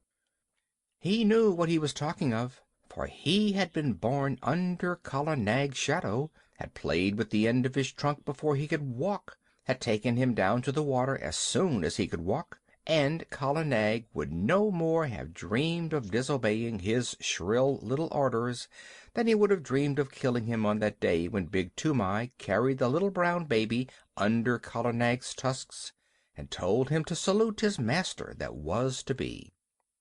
"Yes," said Little Toomai, "he is afraid of me," and he took long strides up to Kala Nag, called him a fat old pig, and made him lift up his feet one after the other. "Wah!" said Little Toomai, "thou art a big elephant," and he wagged his fluffy head, quoting his father: "The government may pay for elephants, but they belong to us mahouts. When thou art old, Kala Nag, there will come some rich Rajah, and he will buy thee from the government on account of thy size and thy manners, and then thou wilt have nothing to do but to carry gold earrings in thy ears, and a gold howdah on thy back, and a red cloth covered with gold at thy sides, and walk at the head of the processions of the king. Then I shall sit on thy neck, O Kala Nag, with a silver ankus, and men will run before us with golden sticks, crying, 'Room for the king's elephant!' That will be good, Kala Nag, but not so good as this hunting in the jungles." "Humph!" said Big Toomai. "Thou art a boy and as wild as a buffalo calf. This running up and down among the hills is not the best government service. I am getting old, and I do not love wild elephants. Give me brick elephant lines, one stall to each elephant, and big stumps to tie them to safely, and flat, broad roads to exercise upon, instead of this come-and-go camping. Ah, the Cawnpore barracks were good. There was a bazaar close by, and only 3 hours' work a day." Little Toomai remembered the Cawnpore elephant lines and said nothing. He very much preferred the camp life, and hated those broad, flat roads, with the daily grubbing for grass in the forage reserve, and the long hours when there was nothing to do except to watch Kala Nag fidgeting in his pickets. What Little Toomai liked was to scramble up bridle paths that only an elephant could take, the dip into the valley below, the glimpses of the wild elephants browsing miles away, the rush of the frightened pig and peacock under Kala Nag's feet, the blinding warm rains when all the hills and valleys smoked, the beautiful misty mornings when nobody knew where they would camp that night, the steady, cautious drive of the wild elephants, and the mad rush and blaze and hullabaloo of the last night's drive, when the elephants poured into the stockade like boulders in a landslide, found that they could not get out, and flung themselves at the heavy posts, only to be driven back by yells and flaring torches and volleys of blank cartridge. Even a little boy could be of use there, and Toomai was as useful as 3 boys. He would get his torch and wave it and yell with the best. But the really good time came when the driving out began, and the keddah, that is, the stockade, looked like a picture at the end of the world, and men had to make signs to one another because they could not hear themselves speak. Then Little Toomai would climb up to the top of one of the quivering stockade posts, his sun-bleached brown hair flying loose all over his shoulders, and he looking like a goblin in the torchlight. And as soon as there was a lull, you could hear his high-pitched yells of encouragement to Kala Nag, above the trumpeting and crashing and snapping of ropes, and groans of the tethered elephants. "Mail, mail, Kala Nag! Go on, Black Snake! Don't do! Give him the tusk! Smalo, smalo! Careful, careful! Maro, mar! Hit him! Mind the post! Ar, hi-ya! Kia!"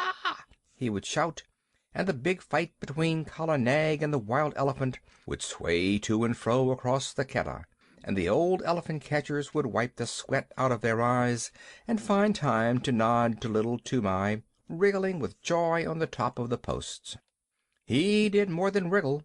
One night he slid down from the post and slipped in between the elephants and threw up the loose end of a rope which had dropped to a driver who was trying to get a purchase on the leg of a kicking young calf. Calves always give more trouble than full-grown animals. Kala Nag saw him, caught him up in his trunk, and handed him up to Big Toomai, who slapped him then and there and put him back on the post. Next morning he gave him a scolding and said, "Are not good brick elephant lines and a little tent carrying enough, that thou must needs go elephant catching on thy own account, little worthless? Now, those foolish hunters, whose pay is less than my pay, have spoken to Petersen Sahib of the matter." Little Toomai was frightened. He did not know much of the white men, but Petersen Sahib was the greatest white man in the world to him. He was the head of all the Keddah operations, the man who caught all the elephants for the government of India, who knew more about the ways of elephants than any living man. "What will happen?" said Little Toomai. "Happen? The worst that can happen. Petersen Sahib is a madman. Else why should he go hunting these wild devils? He may even require thee to be an elephant catcher, to sleep anywhere in these fever-filled jungles, and at last to be trampled to death in the Keddah. It is well that this nonsense ends safely. Next week the catching is over, and we of the plains are sent back to our stations.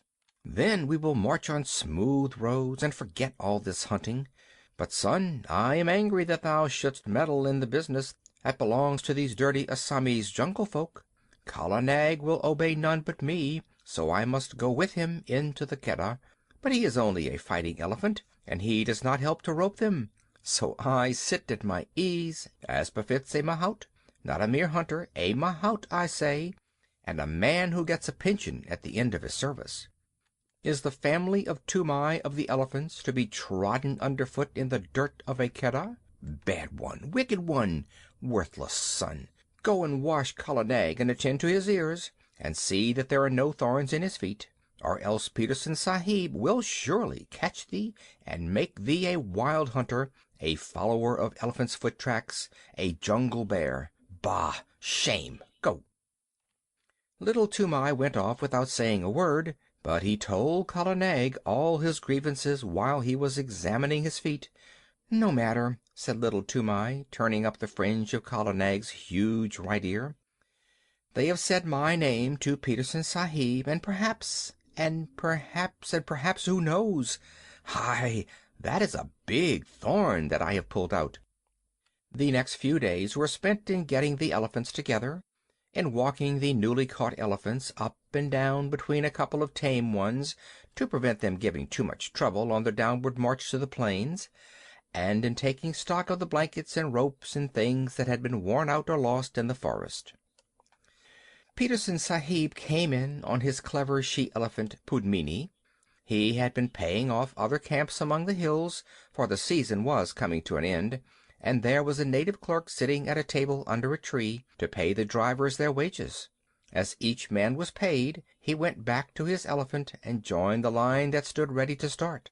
The catchers and hunters and beaters, the men of the regular Keddah, who stayed in the jungle year in and year out, sat on the backs of the elephants that belonged to Petersen Sahib's permanent force, or leaned against trees with their guns across their arms, and made fun of the drivers who were going away, and laughed when the newly caught elephants broke the line and ran about. Big Toomai went up to the clerk with Little Toomai behind him, and Machua Appa, the head tracker, said in an undertone to a friend of his, "There goes one piece of good elephant stuff at least. 'Tis a pity to send that young jungle cock to molt in the plains." Now Petersen Sahib had ears all over him, as a man must have who listens to the most silent of all living things, the wild elephant. He turned where he was lying all along on Pudmini's back, and said, "What is that? I did not know of a man among the plains drivers who had wit enough to rope even a dead elephant." "This is not a man, but a boy. He went into the Keddah at the last drive, and threw Barmao there the rope, when we were trying to get that young calf with the blotch on his shoulder away from his mother." Machua Appa pointed at Little Toomai, and Petersen Sahib looked, and Little Toomai bowed to the earth. "He threw a rope? He is smaller than a picket pin. Little one, what is thy name?" said Petersen Sahib. Little Toomai was too frightened to speak, but Kala Nag was behind him, and Toomai made a sign with his hand, and the elephant caught him up in his trunk and held him level with Pudmini's forehead in front of the great Petersen Sahib. Then Little Toomai covered his face with his hands, for he was only a child, and except where elephants were concerned, he was just as bashful as a child could be. "Oh ho!" said Petersen Sahib, smiling underneath his mustache. "And why didst thou teach thy elephant that trick? Was it to help thee steal green corn from the roofs of the houses when the ears are put out to dry?" "Not green corn, protector of the poor. Melons," said Little Toomai. And all the men sitting about broke into a roar of laughter. Most of them had taught their elephants that trick when they were boys. Little Toomai was hanging 8 feet up in the air, and he wished very much that he were 8 feet underground. "He is Toomai, my son, Sahib," said Big Toomai, scowling. "He is a very bad boy, and he will end in a jail, Sahib." "Of that I have my doubts," said Petersen Sahib. "A boy who can face a full Keddah at his age does not end in jails. See, little one, here are 4 annas to spend in sweetmeats, because thou hast a little head under that great thatch of hair. In time thou mayest become a hunter, too." Big Toomai scowled more than ever. "Remember, though, that Keddahs are not good for children to play in," Petersen Sahib went on. "Must I never go there, Sahib?" asked Little Toomai with a big gasp. "Yes," Petersen Sahib smiled again. "When thou hast seen the elephants dance, that is the proper time. Come to me when thou hast seen the elephants dance, and then I will let thee go into all the Keddahs." There was another roar of laughter, for that is an old joke among elephant catchers, and it means just never. There are great cleared flat places hidden away in the forest that are called elephants' ballrooms, but even these are only found by accident, and no man has ever seen the elephants dance. When a driver boasts of his skill and bravery, the other drivers say, "And when did thou see the elephants dance?" Kala Nag put Little Toomai down, and he bowed to the earth again and went away with his father, and gave the silver 4-anna piece to his mother, who was nursing his baby brother, and they all were put up on Kala Nag's back, and the line of grunting, squealing elephants rolled down the hill path to the plains. It was a very lively march on account of the new elephants, who gave trouble at every ford, and needed coaxing or beating every other minute. Big Toomai prodded Kala Nag spitefully, for he was very angry, but Little Toomai was too happy to speak. Petersen Sahib had noticed him and given him money, so he felt as a private soldier would feel if he had been called out of the ranks and praised by his commander-in-chief. "What did Petersen Sahib mean by the elephant dance?" he said at last softly to his mother. Big Toomai heard him and grunted, "That thou shouldst never be one of these hill buffaloes of trackers. That was what he meant. Oh, you in front, what is blocking the way?" An Assami driver, 2 or 3 elephants ahead, turned round angrily, crying, "Bring up Kala Nag and knock this youngster of mine into good behavior. Why should Petersen Sahib have chosen me to go down with you donkeys of the rice fields? Lay your beast alongside, Toomai, and let him prod with his tusks.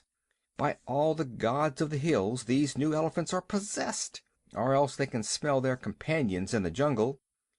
Kala Nag hit the new elephant in the ribs and knocked the wind out of him, as Big Toomai said, "We have swept the hills of wild elephants at the last catch. It is only your carelessness in driving. Must I keep order along the whole line?" "Hear him!" said the other driver. "We have swept the hills! Ho, ho, ho! You are very wise, you plains people. Anyone but a mudhead who never saw the jungle would know that the drives are ended for the season. Therefore all the wild elephants tonight will but why should I waste my wisdom on a river turtle?" "What will they do?" little Toomai called out. "Oh, little one, art thou there? Well, I will tell thee, for thou hast a cool head. They will dance, and it behooves thy father, who has swept all the hills of all the elephants, to double chain his pickets tonight." "What talk is this?" said Big Toomai. "For 40 years, father and son, we have tended elephants, and we have never heard such moonshine about dances." "Yes, but a plainsman who lives in a hut knows only the 4 walls of his hut. Well, leave thy elephants unshackled tonight, and see what comes. As for their dancing, I have seen the place where Baripap! How many windings has the Dahang River! Here is another ford, and we must swim the calves. Stop still, you behind there!" And in this way, talking and wrangling and splashing through the rivers, they made their first march to a sort of receiving camp for the new elephants. But they lost their tempers long before they got there. Then the elephants were chained by their hind legs to their big stumps of pickets, and extra ropes were fitted to the new elephants, and the fodder was piled before them, and the hill drivers went back to Petersen Sahib through the afternoon light, telling the plains drivers to be extra careful that night, and laughing when the plain drivers asked the reason. Little Toomai attended to Kala Nag's supper, and as evening fell, wandered through the camp unspeakably happy, in search of a tom-tom. When an Indian child's heart is full, he does not run about and make noise in an irregular fashion. He sits down to a sort of revel all by himself, and little Toomai had been spoken to by Petersen Sahib. If he had not found what he wanted, I believe he would have been ill. But the sweetmeat seller in the camp lent him a little tom-tom, a drum beaten with the flat of the hand, and he sat down cross-legged before Kala Nag as the stars began to come out, the tom-tom in his lap, and he thumped and he thumped and he thumped, and the more he thought of the great honor that had been done to him, the more he thumped, all alone among the elephant fodder. There was no tune and no words, but the thumping made him happy. The new elephants strained at their ropes and squealed and trumpeted from time to time, and he could hear his mother in the camp hut putting his small brother to sleep with an old, old song about the great god Shiv, who once told all the animals what they should eat. It is a very soothing lullaby, and the first verse says: "Shiv, who poured the harvest and made the winds to blow, sitting at the doorways of a day of long ago, gave to each his portion, food and toil and fate, from the king upon the guddi to the beggar at the gate. All things made he, Shiva the preserver. Mahadev, Mahadev, he made all. Thorn for the camel, fodder for the kine, and mother's heart for a sleepy head, O little son of mine." Little Toomai came in with a joyous thunk-a-thunk at the end of each verse, till he felt sleepy, and stretched himself on the fodder at Kala Nag's side. At last the elephants began to lie down one after another, as is their custom, till only Kala Nag at the right of the line was left standing up, and he rocked slowly from side to side, his ears put forward to listen to the night wind as it blew very slowly across the hills. The air was full of all the night noises that, taken together, make one big silence: the click of one bamboo stem against the other, the rustle of something alive in the undergrowth, the scratch and squawk of a half-waked bird (birds are awake in the night much more often than we imagine), and the fall of water ever so far away. Little Toomai slept for some time, and when he waked it was brilliant moonlight, and Kala Nag was still standing up with his ears cocked. Little Toomai turned, rustling in the fodder, and watched the curve of his big back against half the stars in heaven, and while he watched he heard, so far away that it sounded no more than a pinhole of noise pricked through the stillness, the hoot-toot of a wild elephant. All the elephants in the lines jumped up as if they had been shot, and their grunts at last waked the sleeping mahouts, and they came out and drove in the picket pegs with big mallets, and tightened this rope and knotted that till all was quiet. One new elephant had nearly grubbed up his picket, and Big Toomai took off Kala Nag's leg chain and shackled that elephant 4 foot to hind foot, but slipped a loop of grass string round Kala Nag's leg and told him to remember that he was tied fast. He knew that he and his father and his grandfather had done the very same thing hundreds of times before. Kala Nag did not answer to the order by gurgling as he usually did. He stood still, looking out across the moonlight, his head a little raised and his ears spread like fans up to the great folds of the Garo hills. "Tend to him if he grows restless in the night," said Big Toomai to Little Toomai, and he went into the hut and slept.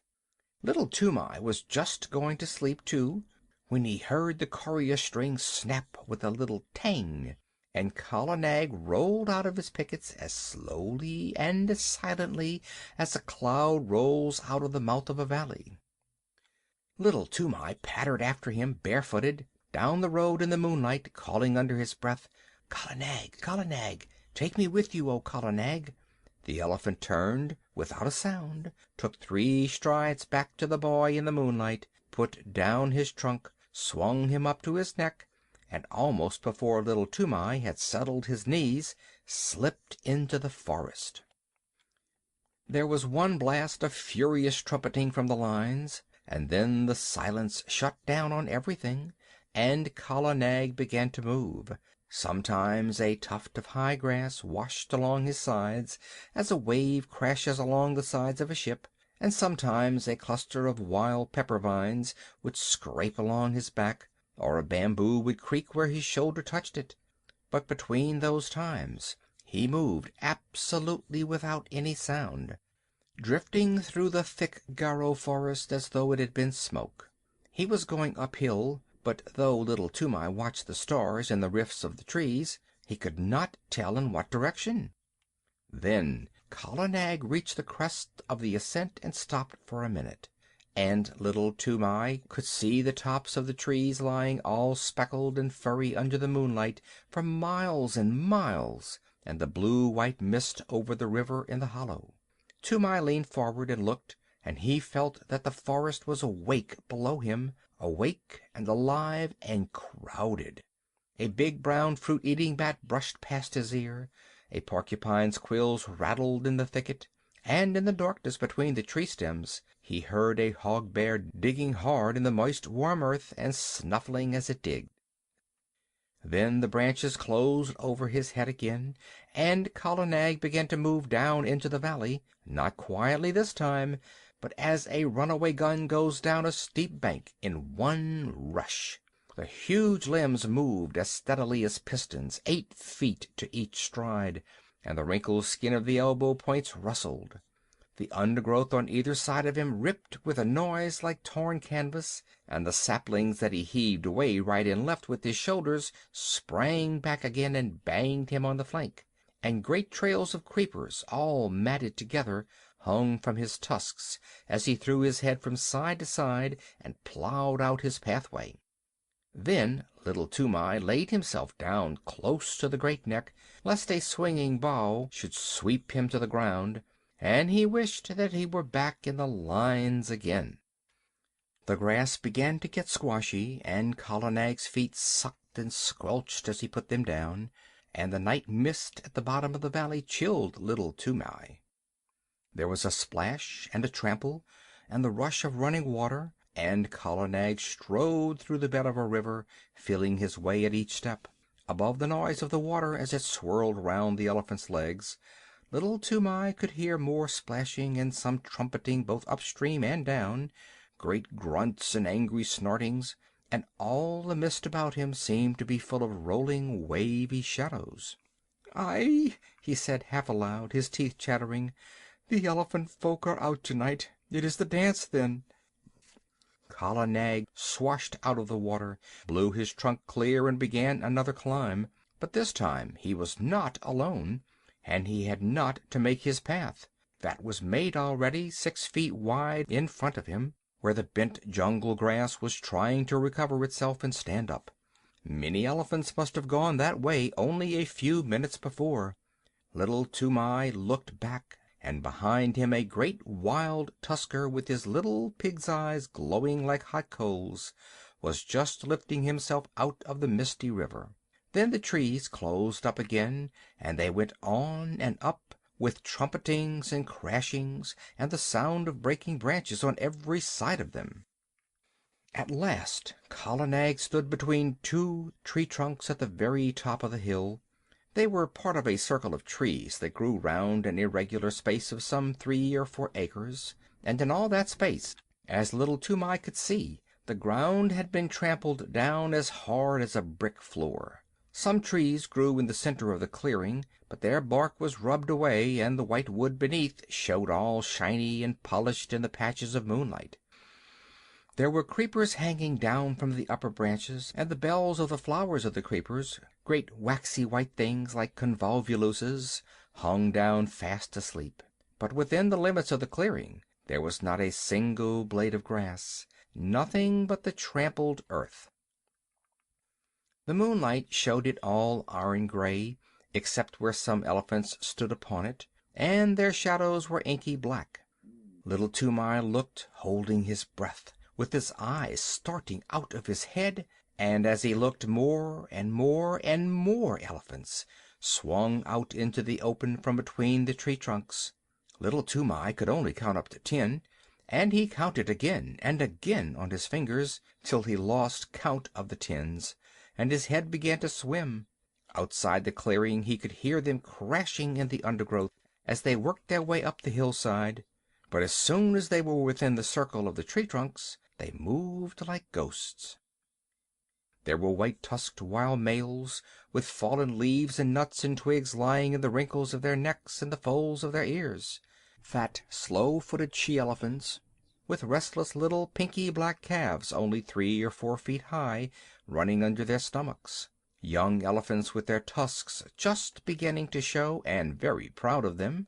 Lanky, scraggy old maid elephants, with their hollow, anxious faces and trunks like rough bark. Savage old bull elephants, scarred from shoulder to flank with great wheals and cuts of bygone fights, and the caked dirt of their solitary mud baths dropping from their shoulders. And there was one with a broken tusk and the marks of the full stroke, the terrible drawing scrape of a tiger's claws on his side. They were standing head to head, or walking to and fro across the ground in couples, or rocking and swaying all by themselves, scores and scores of elephants. Tomai knew that so long as he lay still on Kala Nag's neck nothing would happen to him, for even in the rush and scramble of a Keddah drive a wild elephant does not reach up with his trunk and drag a man off the neck of a tame elephant. And these elephants were not thinking of men that night. Once they started and put their ears forward when they heard the clinking of a leg iron in the forest, but it was Pudmini, Peterson Sahib's pet elephant. Her chain snapped short off, grunting, snuffling up the hillside. She must have broken her pickets and come straight from Peterson Sahib's camp, and little Toomai saw another elephant, one that he did not know, with deep rope galls on his back and breast. He, too, must have run away from some camp in the hills about. At last there was no sound of any more elephants moving in the forest, and Kala Nag rolled out from his station between the trees and went into the middle of the crowd, clucking and gurgling, and all the elephants began to talk in their own tongue and to move about. Still lying down, little Toomai looked down upon scores and scores of broad backs and wagging ears and tossing trunks and little rolling eyes. He heard the click of tusks as they crossed other tusks by accident, and the dry rustle of trunks twined together, and the chafing of enormous sides and shoulders in the crowd, and the incessant flick and hiss of the great tails. Then a cloud came over the moon, and he sat in black darkness. But the quiet, steady hustling and pushing and gurgling went on just the same. He knew that there were elephants all round Kala Nag, and that there was no chance of backing him out of the assembly, so he set his teeth and shivered. In a keddah, at least, there was torchlight and shouting, but here he was all alone in the dark, and once a trunk came up and touched him on the knee. Then an elephant trumpeted, and they all took it up for 5 or 10 terrible seconds.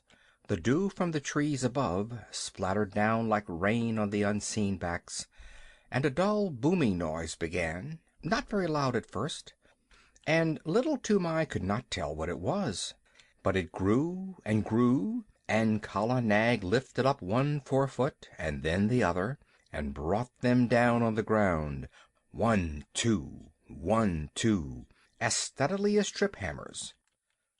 The elephants were stamping all together now, and it sounded like a war drum beaten at the mouth of a cave.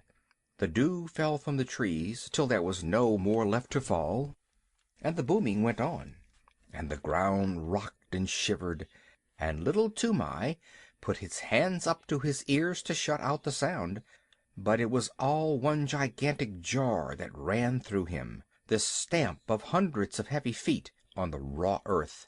Once or twice he could feel Kala Nag and all the others surge forward a few strides, and the thumping would change to the crushing sound of juicy green things being bruised, but in a minute or two the boom of feet on hard earth began again. A tree was creaking and groaning somewhere near him. He put out his arm and felt the bark, but Kala Nag moved forward, still tramping, and he could not tell where he was in the clearing. There was no sound from the elephants except once, when 2 or 3 little calves squeaked together. Then he heard a thump and a shuffle, and the booming went on. It must have lasted fully 2 hours, and little Toomai ached in every nerve, but he knew by the smell of the night air that the dawn was coming. The morning broke in one sheet of pale yellow behind the green hills, and the booming stopped with the first ray, as though the light had been in order. Before little Toomai had got the ringing out of his head, before even he had shifted his position, there was not an elephant in sight except Kala Nag, Pudmini, and the elephant with the rope galls, and there was neither sign nor rustle nor whisper down the hillsides to show where the others had gone. Little Toomai stared again and again. The clearing, as he remembered it, had grown in the night. More trees stood in the middle of it, but the undergrowth and the jungle grass at the sides had been rolled back. Little Toomai stared once more. Now he understood the tramping. The elephants had stamped out more room, had stamped the thick grass and juicy cane to trash, the trash into slivers, the slivers into tiny fibers, and the fibers into hard earth. "Wah!" said little Toomai, and his eyes were very heavy.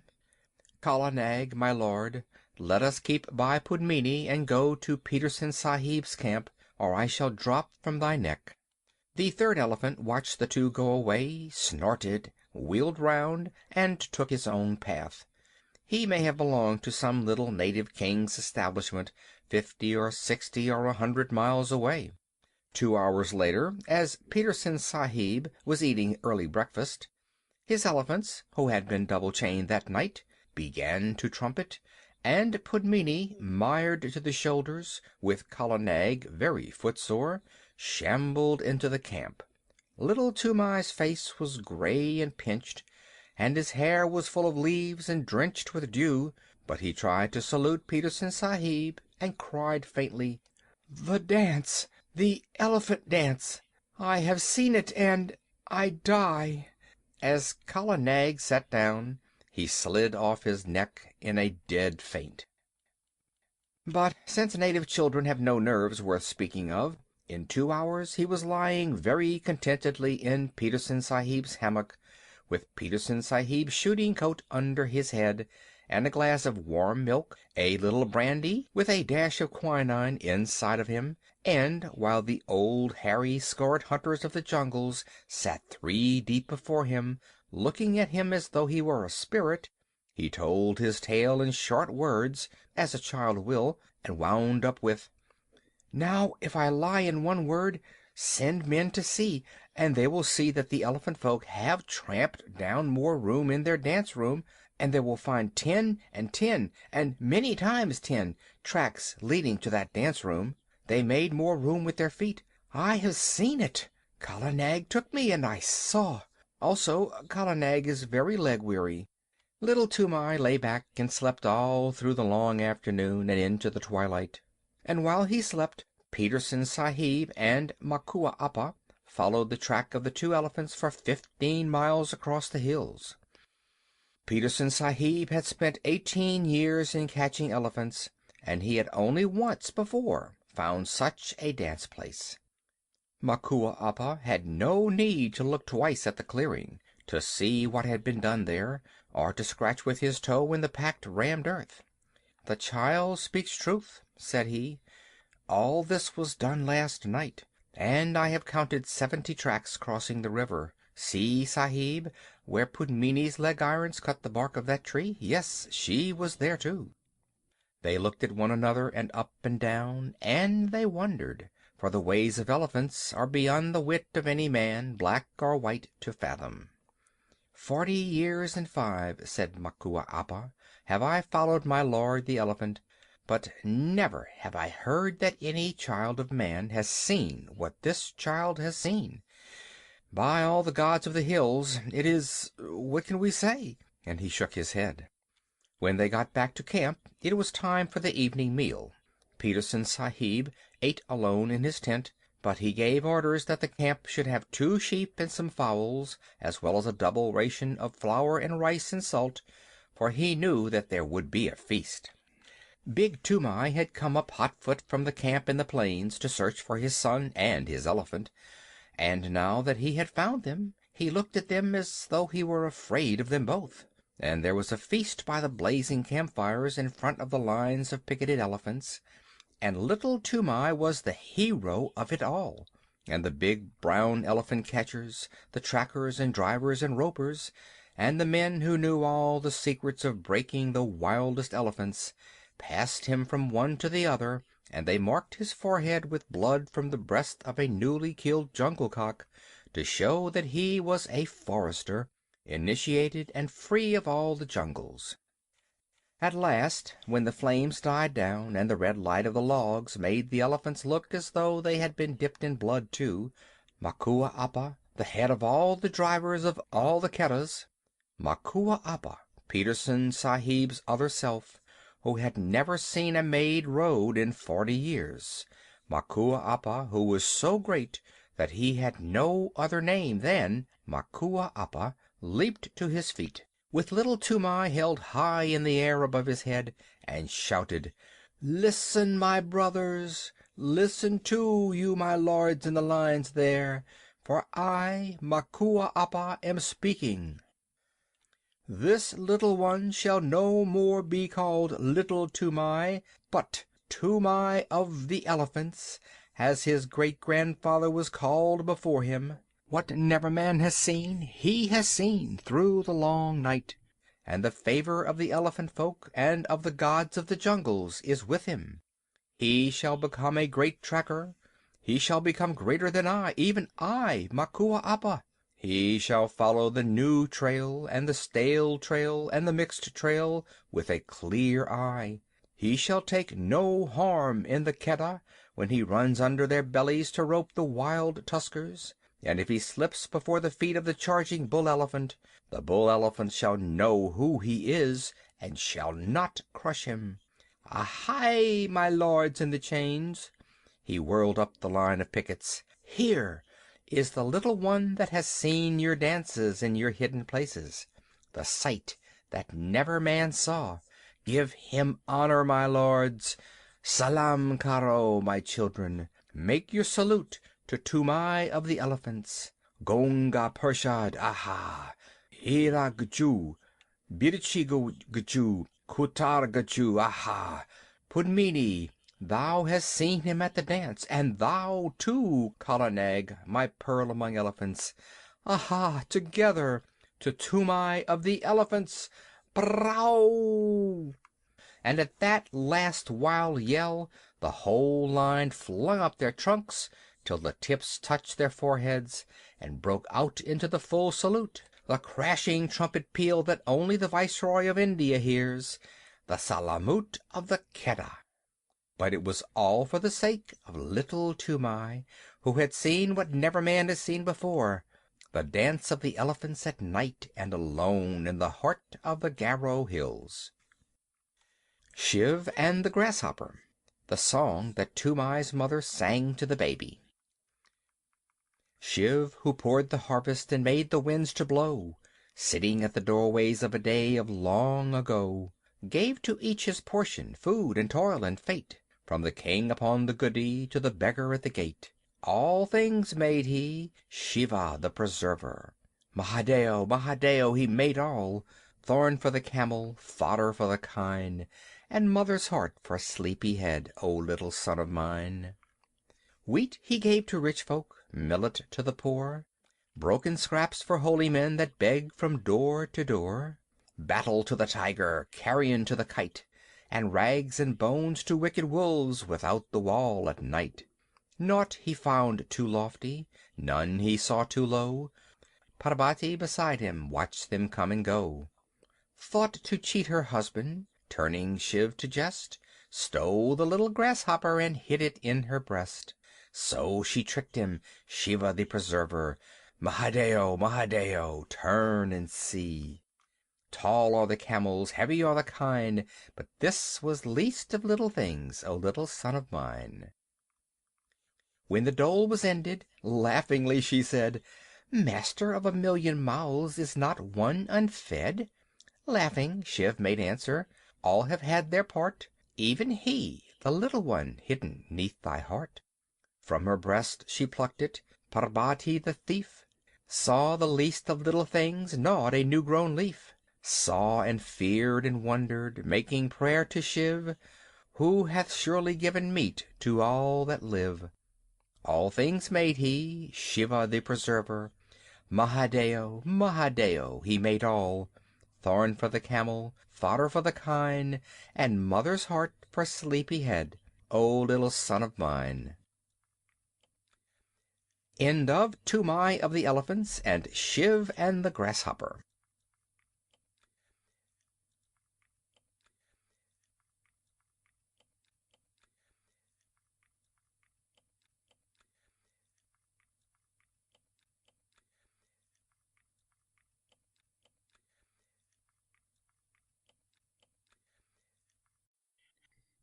Her Majesty's Servants and Parade Song of the Camp Animals. Her Majesty's Servants. You can work it out by fractions or by simple rule of 3, but the way of Tweedledum is not the way of Tweedledee. You can twist it, you can turn it, you can plait it till you drop, but the way of Pilly-Winky's not the way of Winky Pop. It had been raining heavily for 1 whole month. Raining on a camp of 30,000 men and thousands of camels, elephants, horses, bullocks, and mules, all gathered together at a place called Rawalpindi, to be reviewed by the Viceroy of India. He was receiving a visit from the Amir of Afghanistan, a wild king of a very wild country. The Amir had brought with him for a bodyguard 800 men and horses who had never seen a camp or a locomotive before in their lives. Savage men and savage horses from somewhere at the back of Central Asia. Every night a mob of these horses would be sure to break their heel ropes and stampede up and down the camp through the mud in the dark, or the camels would break loose and run about and fall over the ropes of the tents, and you can imagine how pleasant that was for men trying to go to sleep. My tent lay far away from the camel lines, and I thought it was safe.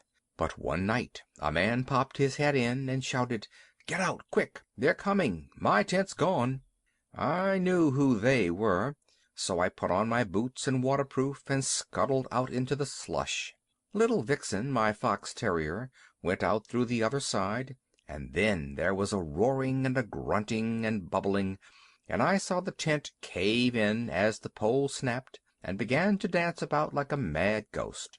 A camel had blundered into it, and, wet and angry as I was, I could not help laughing. Then I ran on, because I did not know how many camels might have got loose, and before long I was out of sight of the camp, ploughing my way through the mud. At last I fell over the tail end of a gun, and by that I knew I was somewhere near the artillery lines, where the cannon were stacked at night.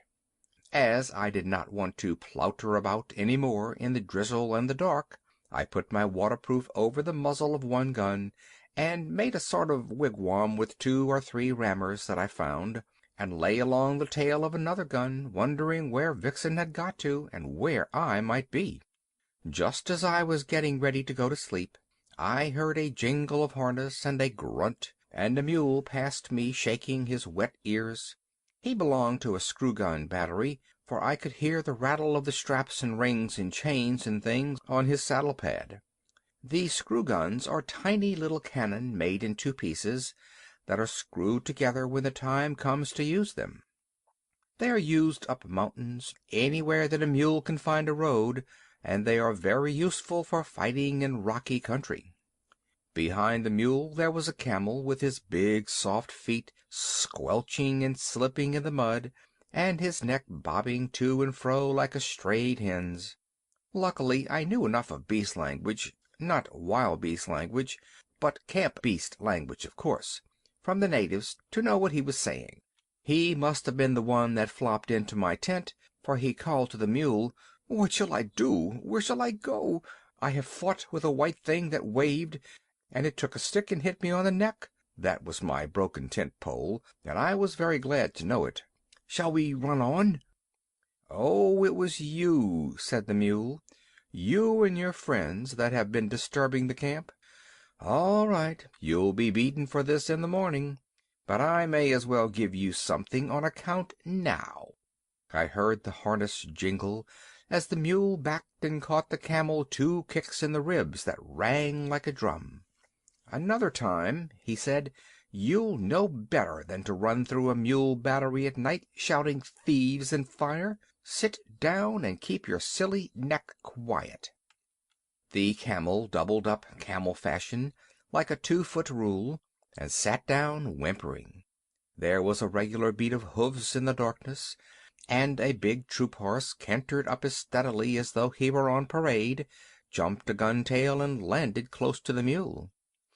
"It's disgraceful," he said, blowing out his nostrils. "Those camels have racketed through our lines again, the 3rd time this week. How's a horse to keep his condition if he isn't allowed to sleep? Who's here?" "I'm the breech-piece mule of No. 2 gun of the 1st screw battery," said the mule, "and the other's one of your friends. He's waked me up, too. Who are you?" "No. 15 E Troop, 9th Lancers, Dick Conliff's horse. Stand over a little there." "Oh, beg your pardon," said the mule. "It's too dark to see much. Aren't these camels too sickening for anything?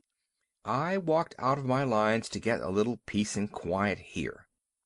"My lords," said the camel humbly, "we dreamed bad dreams in the night, and we were very much afraid.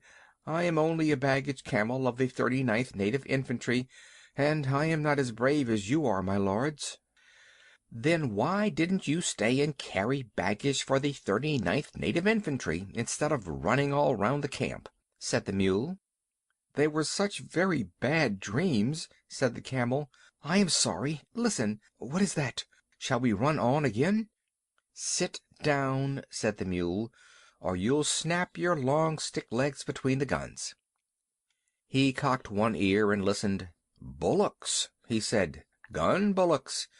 On my word, you and your friends have waked the camp very thoroughly. It takes a good deal of prodding to put up a gun bullock."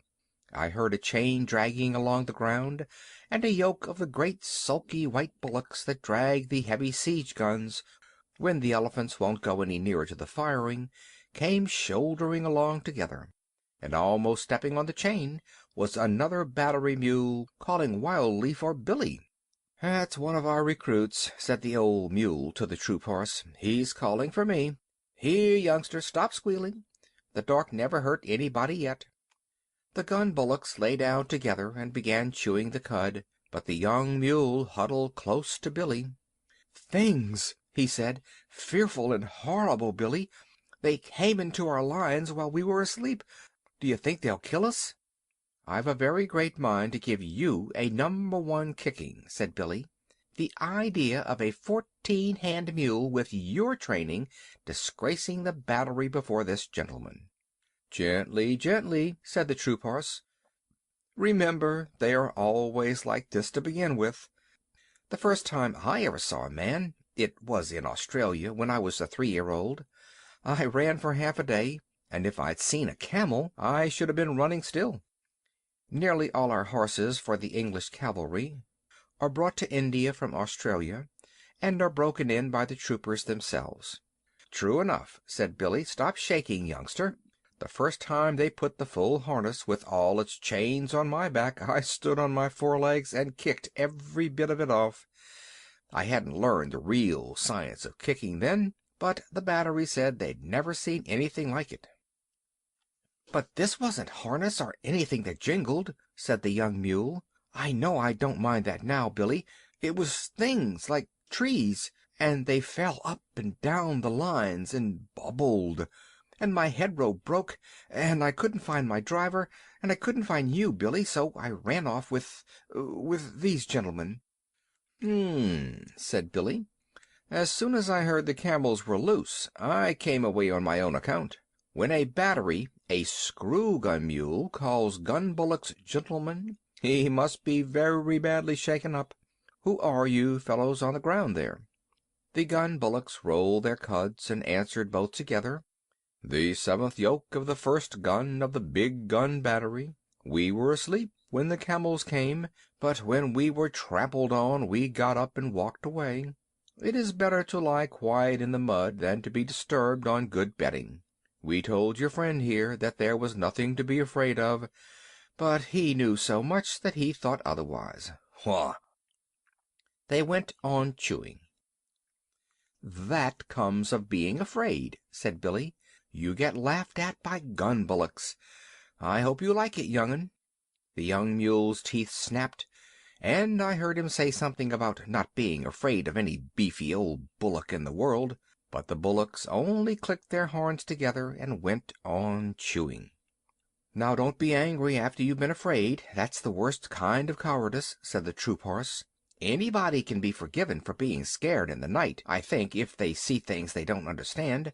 We've broken out of our pickets again and again, 450 of us, just because a new recruit got to telling tales of whip snakes at home in Australia, till we were scared to death of the loose ends of our head ropes." "That is all very well in camp," said Billy. "I'm not above stampeding myself, for the fun of the thing, when I haven't been out for a day or two. But what do you do on active service?" "Oh, that's quite another set of new shoes," said the troop horse. "Dick Cunliffe's on my back then, and he drives his knees into me, and all I have to do is watch where I am putting my feet, and to keep my hind legs well under me and be bridle-wise." "What's bridle-wise?" said the young mule. "By the blue gums of the black blocks!" snorted the troop horse. "Do you mean to say that you aren't taught to be bridle-wise in your business? How can you do anything unless you can spin round at once when the rein is pressed on your neck? It means life or death to your man, and of course that's life and death to you. Get round with your hind legs under you the instant you feel the rein on your neck. If you haven't room to swing round, rear up a little and come round on your hind legs. That's being bridle-wise." "We aren't taught that way," said Billy the mule stiffly. "We're taught to obey the man at our head, step off when he says so, and step in when he says so. I suppose it comes to the same thing. Now, with all this fine fancy business in rearing, which must be very bad for your hocks. What do you do?" "That depends," said the troop horse. "Generally I have to go in among a lot of yelling, hairy men with knives, long, shiny knives, worse than farriers' knives, and I have to take care that Dick's boot is just touching the next man's boot without crushing it. I can see Dick's lance to the right of my right eye, and I know I'm safe. I shouldn't care to be the man or horse that stood up to Dick and me when we're in a hurry." "Don't the knives hurt?" said the young mule. "Well, I got one cut across the chest once, but that wasn't Dick's fault." "A lot I should have cared whose fault it was if it hurt," said the young mule. "You must," said the troop horse. "If you don't trust your man, you may as well run away at once. That's what some of our horses do, and I don't blame them. As I was saying, it wasn't Dick's fault. The man was lying on the ground, and I stretched myself not to tread on him, and he slashed up at me. Next time I have to go over a man lying down, I shall step on him hard." "Hm," said Billy. "It sounds very foolish. Knives are dirty things at any time. The proper thing to do is to climb up a mountain with a well-balanced saddle, hang on by all 4 feet, and your ears too, and creep and crawl and wriggle along till you come out hundreds of feet above anyone else on a ledge where there's just room enough for your hoofs. Then you stand still and keep quiet. Never ask a man to hold your head, young'un. Keep quiet while the guns are being put together, and then you watch the little poppy shells drop down into the tree tops ever so far below." "Don't you ever trip?" said the troop horse. "They say that when a mule trips you can split a hen's ear," said Billy. "Now and again, perhaps, a badly packed saddle will upset a mule, but it's very seldom. I wish I could show you our business. It's beautiful. Why, it took me 3 years to find out what the men were driving at. The science of the thing is never to show up against the sky line, because if you do, you may get fired at. Remember that, young'un. Always keep hidden as much as possible, even if you have to go a mile out of your way. I lead the battery when it comes to that sort of climbing." "Fired at without the chance of running into the people who are firing," said the troop horse, thinking hard. "I couldn't stand that. I should want to charge with Dick." "Oh, no, you wouldn't. You know that as soon as the guns are in position they'll do all the charging. That's scientific and neat. But knives? Pah!" The baggage camel had been bobbing his head to and fro for some time past, anxious to get a word in edgewise. Then I heard him say, as he cleared his throat nervously, "I have fought a little, but not in that climbing way, or that running way." "No, now that you mention it," said Billy, "you don't look as though you were made for climbing or running much. Well, how was it, old Hay Bales?" "The proper way," said the camel.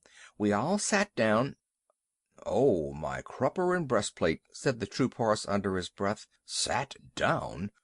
"We sat down, 100 of us," the camel went on, "in a big square, and the men piled our packs and saddles outside the square, and they fired over our backs, the men did, on all sides of the square." "What sort of men? Any men that came along?" said the troop horse. "They teach us in riding school to lie down and let our masters fire across us, but Dick Cuntliffe is the only man I'd trust to do that. It tickles my girths, and besides, I can't see with my head on the ground." "What does it matter who fires across you?" said the camel. "There are plenty of men and plenty of other camels close by, and a great many clouds of smoke. I am not frightened then. I sit still and wait."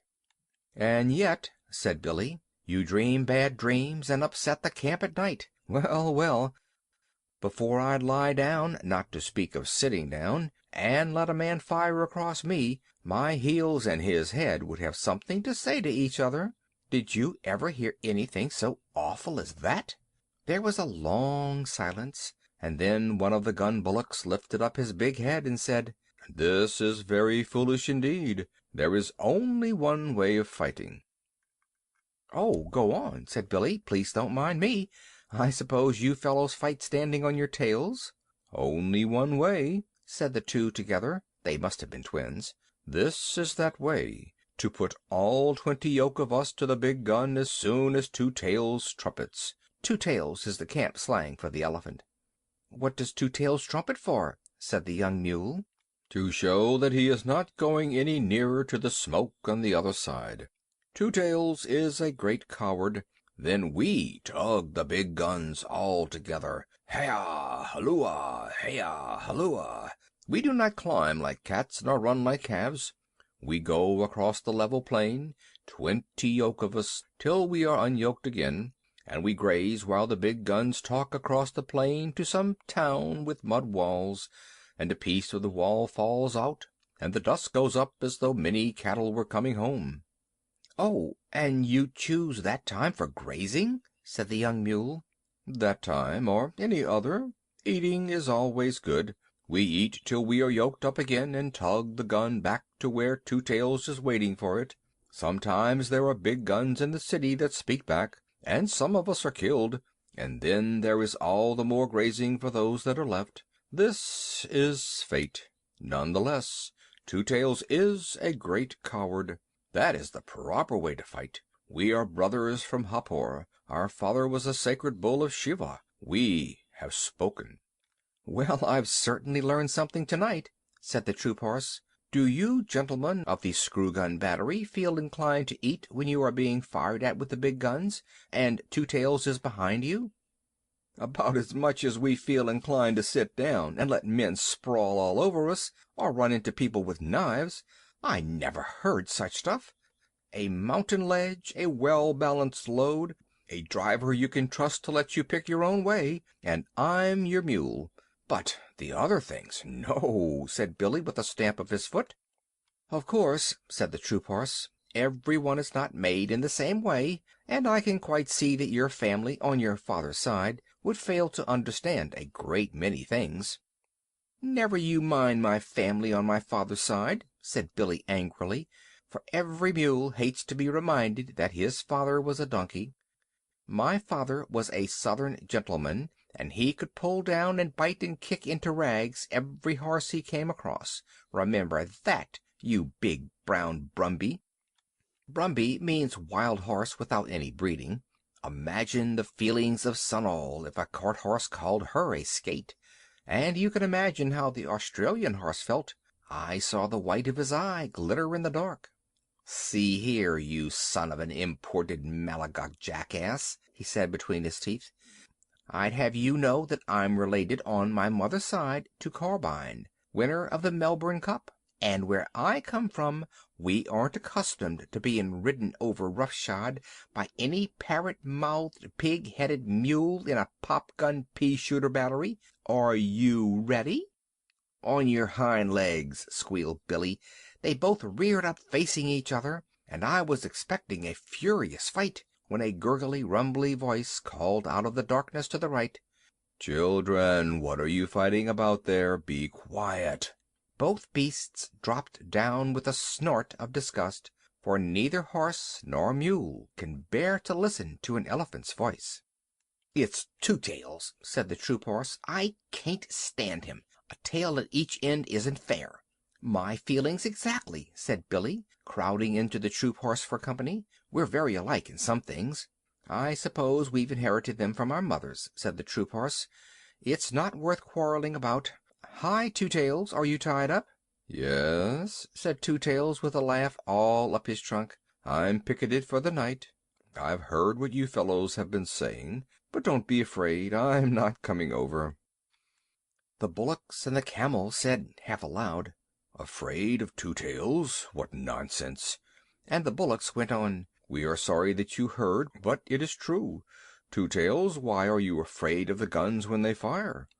"Well," said Two Tails, rubbing one hind leg against the other, exactly like a little boy saying a poem, "I don't quite know whether you'd understand." "We don't, but we have to pull the guns," said the bullocks. "I know it, and I know you are a good deal braver than you think you are. But it's different with me. My battery captain called me a pachydermatous anachronism the other day." "That's another way of fighting, I suppose," said Billy, who was recovering his spirits. You don't know what that means, of course, but I do. It means betwixt and between, and that is just where I am. I can see inside my head what will happen when the shell bursts, and you bullocks can't." "I can," said the troop horse, "at least a little bit. I try not to think about it." "I can see more than you, and I do think about it. I know there's a great deal of me to take care of, and I know that nobody knows how to cure me when I'm sick. All they can do is stop my driver's pay till I get well, and I can't trust my driver." "Ah," said the troop horse, "that explains it. I can trust Dick." "You could put a whole regiment of Dicks on my back without making me feel any better. I know just enough to be uncomfortable and not enough to go on in spite of it." "We do not understand," said the bullocks. "I know you don't. I'm not talking to you. You don't know what blood is." "We do," said the bullocks. "It is red stuff that soaks into the ground and smells." The troop horse gave a kick and a bound and a snort. "Don't talk of it," he said. "I can smell it now, just thinking of it. It makes me want to run, when I haven't Dick on my back." "But it is not here," said the camel and the bullocks. "Why are you so stupid?" "It's vile stuff," said Billy. "I don't want to run, but I don't want to talk about it." "There you are," said Two Tails, waving his tail to explain. "Surely, yes, we have been here all night," said the bullocks. Two Tails stamped his foot till the iron ring on it jingled. "Oh, I'm not talking to you. You can't see inside your heads." "No, we see out of our four eyes," said the bullocks. "We see straight in front of us." "If I could do that and nothing else, you wouldn't be needed to pull the big guns at all. If I was like my captain, he can see things inside his head before the firing begins, and he shakes all over, but he knows too much to run away. If I was like him, I could pull the guns, but if I were as wise as all that, I should never be here. I should be a king in the forest, as I used to be, sleeping half the day and bathing when I liked. I haven't had a good bath for a month." "That's all very fine," said Billy, "but giving a thing a long name doesn't make it any better." "Hush!" said the troop horse. "I think I understand what Two Tails means." "You'll understand better in a minute," said Two Tails angrily. "Now you just explain to me why you don't like this." He began trumpeting furiously at the top of his trumpet. "Stop that!" said Billy and the troop horse together, and I could hear them stamp and shiver. An elephant's trumpeting is always nasty, especially on a dark night. "I shan't stop," said Two Tails. "Won't you explain that, please?" Then he stopped suddenly, and I heard a little whimper in the dark, and knew that Vixen had found me at last. She knew as well as I did that if there's one thing in the world the elephant is more afraid of than another, it is a little barking dog. So she stopped to bully Two Tails in his pickets, and yapped round his big feet. Two Tails shuffled and squeaked. "Go away, little dog," he said. "Don't snuff at my ankles, or I'll kick you. Good little dog, nice little doggy, then. Go home, you yelping little beast. Oh, why doesn't someone take her away? She'll bite me in a minute." "Seems to me," said Billy to the troop horse, "that our friend Two Tails is afraid of most things. Now if I had a full meal for every dog I've kicked across the parade ground, I should be as fat as Two Tails nearly." I whistled, and Vixen ran up to me, muddy all over, and licked my nose, and told me a long tale about hunting for me all through the camp. I never let her know that I understood beast talk, or she would have taken all sorts of liberties. So I buttoned her into the breast of my overcoat, and Two Tails shuffled and stamped and growled to himself. "Extraordinary, most extraordinary," he said. "It runs in our family. Now, where has that nasty little beast gone to?" I heard him feeling about with his trunk. "We all seem to be affected in various ways," he went on, blowing his nose. "Now, you gentlemen were alarmed, I believe, when I trumpeted." "Not alarmed exactly," said the troop horse, "but it made me feel as though I had hornets where my saddle ought to be. Don't begin again." I'm frightened of a little dog, and the camel here is frightened by bad dreams in the night." "It is very lucky for us that we haven't all got to fight in the same way," said the troop horse. "What I want to know," said the young mule, who had been quiet for a long time, "what I want to know is why we have to fight at all." "Because we're told to," said the troop horse with a snort of contempt. "Orders," said Billy the mule, and his teeth snapped. "Hookum hai! It is an order," said the camel with a gurgle, and Two Tails and the bullocks repeated, "Hookum hai!" "Yes, but who gives the orders?" said the recruit mule. "The man who walks at your head, or sits on your back, or holds your nose rope, or twists your tail," said Billy and the troop horse and the camel and the bullocks, one after the other. "But who gives them the orders?" "Now you want to know too much, young 'un," said Billy, "and that is one way of getting kicked. All you have to do is to obey the man at your head and ask no questions." "He's quite right," said Two Tails. "I can't always obey because I'm betwixt and between. But Billy's right. Obey the man next to you who gives the order, or you'll stop all the battery, besides getting a thrashing." The gun bullocks got up to go. "Morning is coming," they said. "We will go back to our lines. It is true that we only see out of our eyes, and we are not very clever, but still we are the only people tonight who have not been afraid. Good night, you brave people." Nobody answered, and the troop horse said, to change the conversation, "Where's that little dog? A dog means a man somewhere about." "Here I am," yapped Vixen, "under the tail gun with my man. You big blundering beast of a camel, you upset our tent. My man's very angry." "Phew!" said the bullocks. "He must be white." "Of course he is," said Vixen. "Do you suppose I'm looked after by a black bullock driver?" "Haw! Ugh! Ugh!" said the bullocks. "Let us get away quickly." They plunged forward in the mud and managed, somehow, to run their yoke on the pole of an ammunition wagon, where it jammed. "Now you have done it," said Billy calmly. "Don't struggle. You're hung up till daylight. What on earth's the matter?" The bullocks went off into the long hissing snorts that Indian cattle give, and pushed and crowded and slewed and stamped and slipped, and nearly fell down in the mud, grunting savagely. "You'll break your necks in a minute," said the troop horse. "What's the matter with white men? I live with them." "They eat us. Pull!" said the near bullock. The yoke snapped with a twang, and they lumbered off together. I never knew before what made Indian cattle so scared of Englishmen. We eat beef, a thing that no cattle driver touches, and of course the cattle do not like it. May I be flogged with my own pad chains. Who'd have thought of two big lumps like those losing their heads, said Billy. Never mind, I'm going to look at this man. Most of the white men I know have things in their pockets, said the troop horse. I'll leave you then. I can't say I'm over fond of 'em myself. Besides, white men who haven't a place to sleep in are more than likely to be thieves, and I've a good deal of government property on my back. Come along, young 'un, and we'll go back to our lines. Good night, Australia. See you on parade tomorrow, I suppose. Good night, old hay bale. Try to control your feelings, won't you? Good night, Two Tails. If you pass us on the ground tomorrow, don't trumpet. It spoils our formation. Billy the mule stumped off with the swaggering limp of an old campaigner, as the troop horse's head came nuzzling into my breast, and I gave him biscuits, while Vixen, who is a most conceited little dog, told him fibs about the scores of horses that she and I kept. "I'm coming to the parade tomorrow in my dog-cart," she said. "Where will you be?"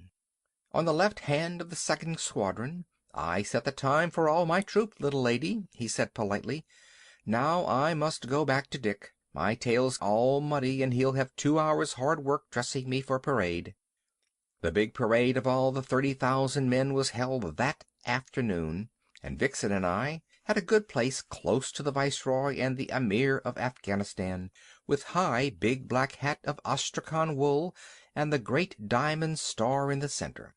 The first part of the review was all sunshine, and the regiments went by in wave upon wave of legs all moving together, and guns all in line, till our eyes grew dizzy.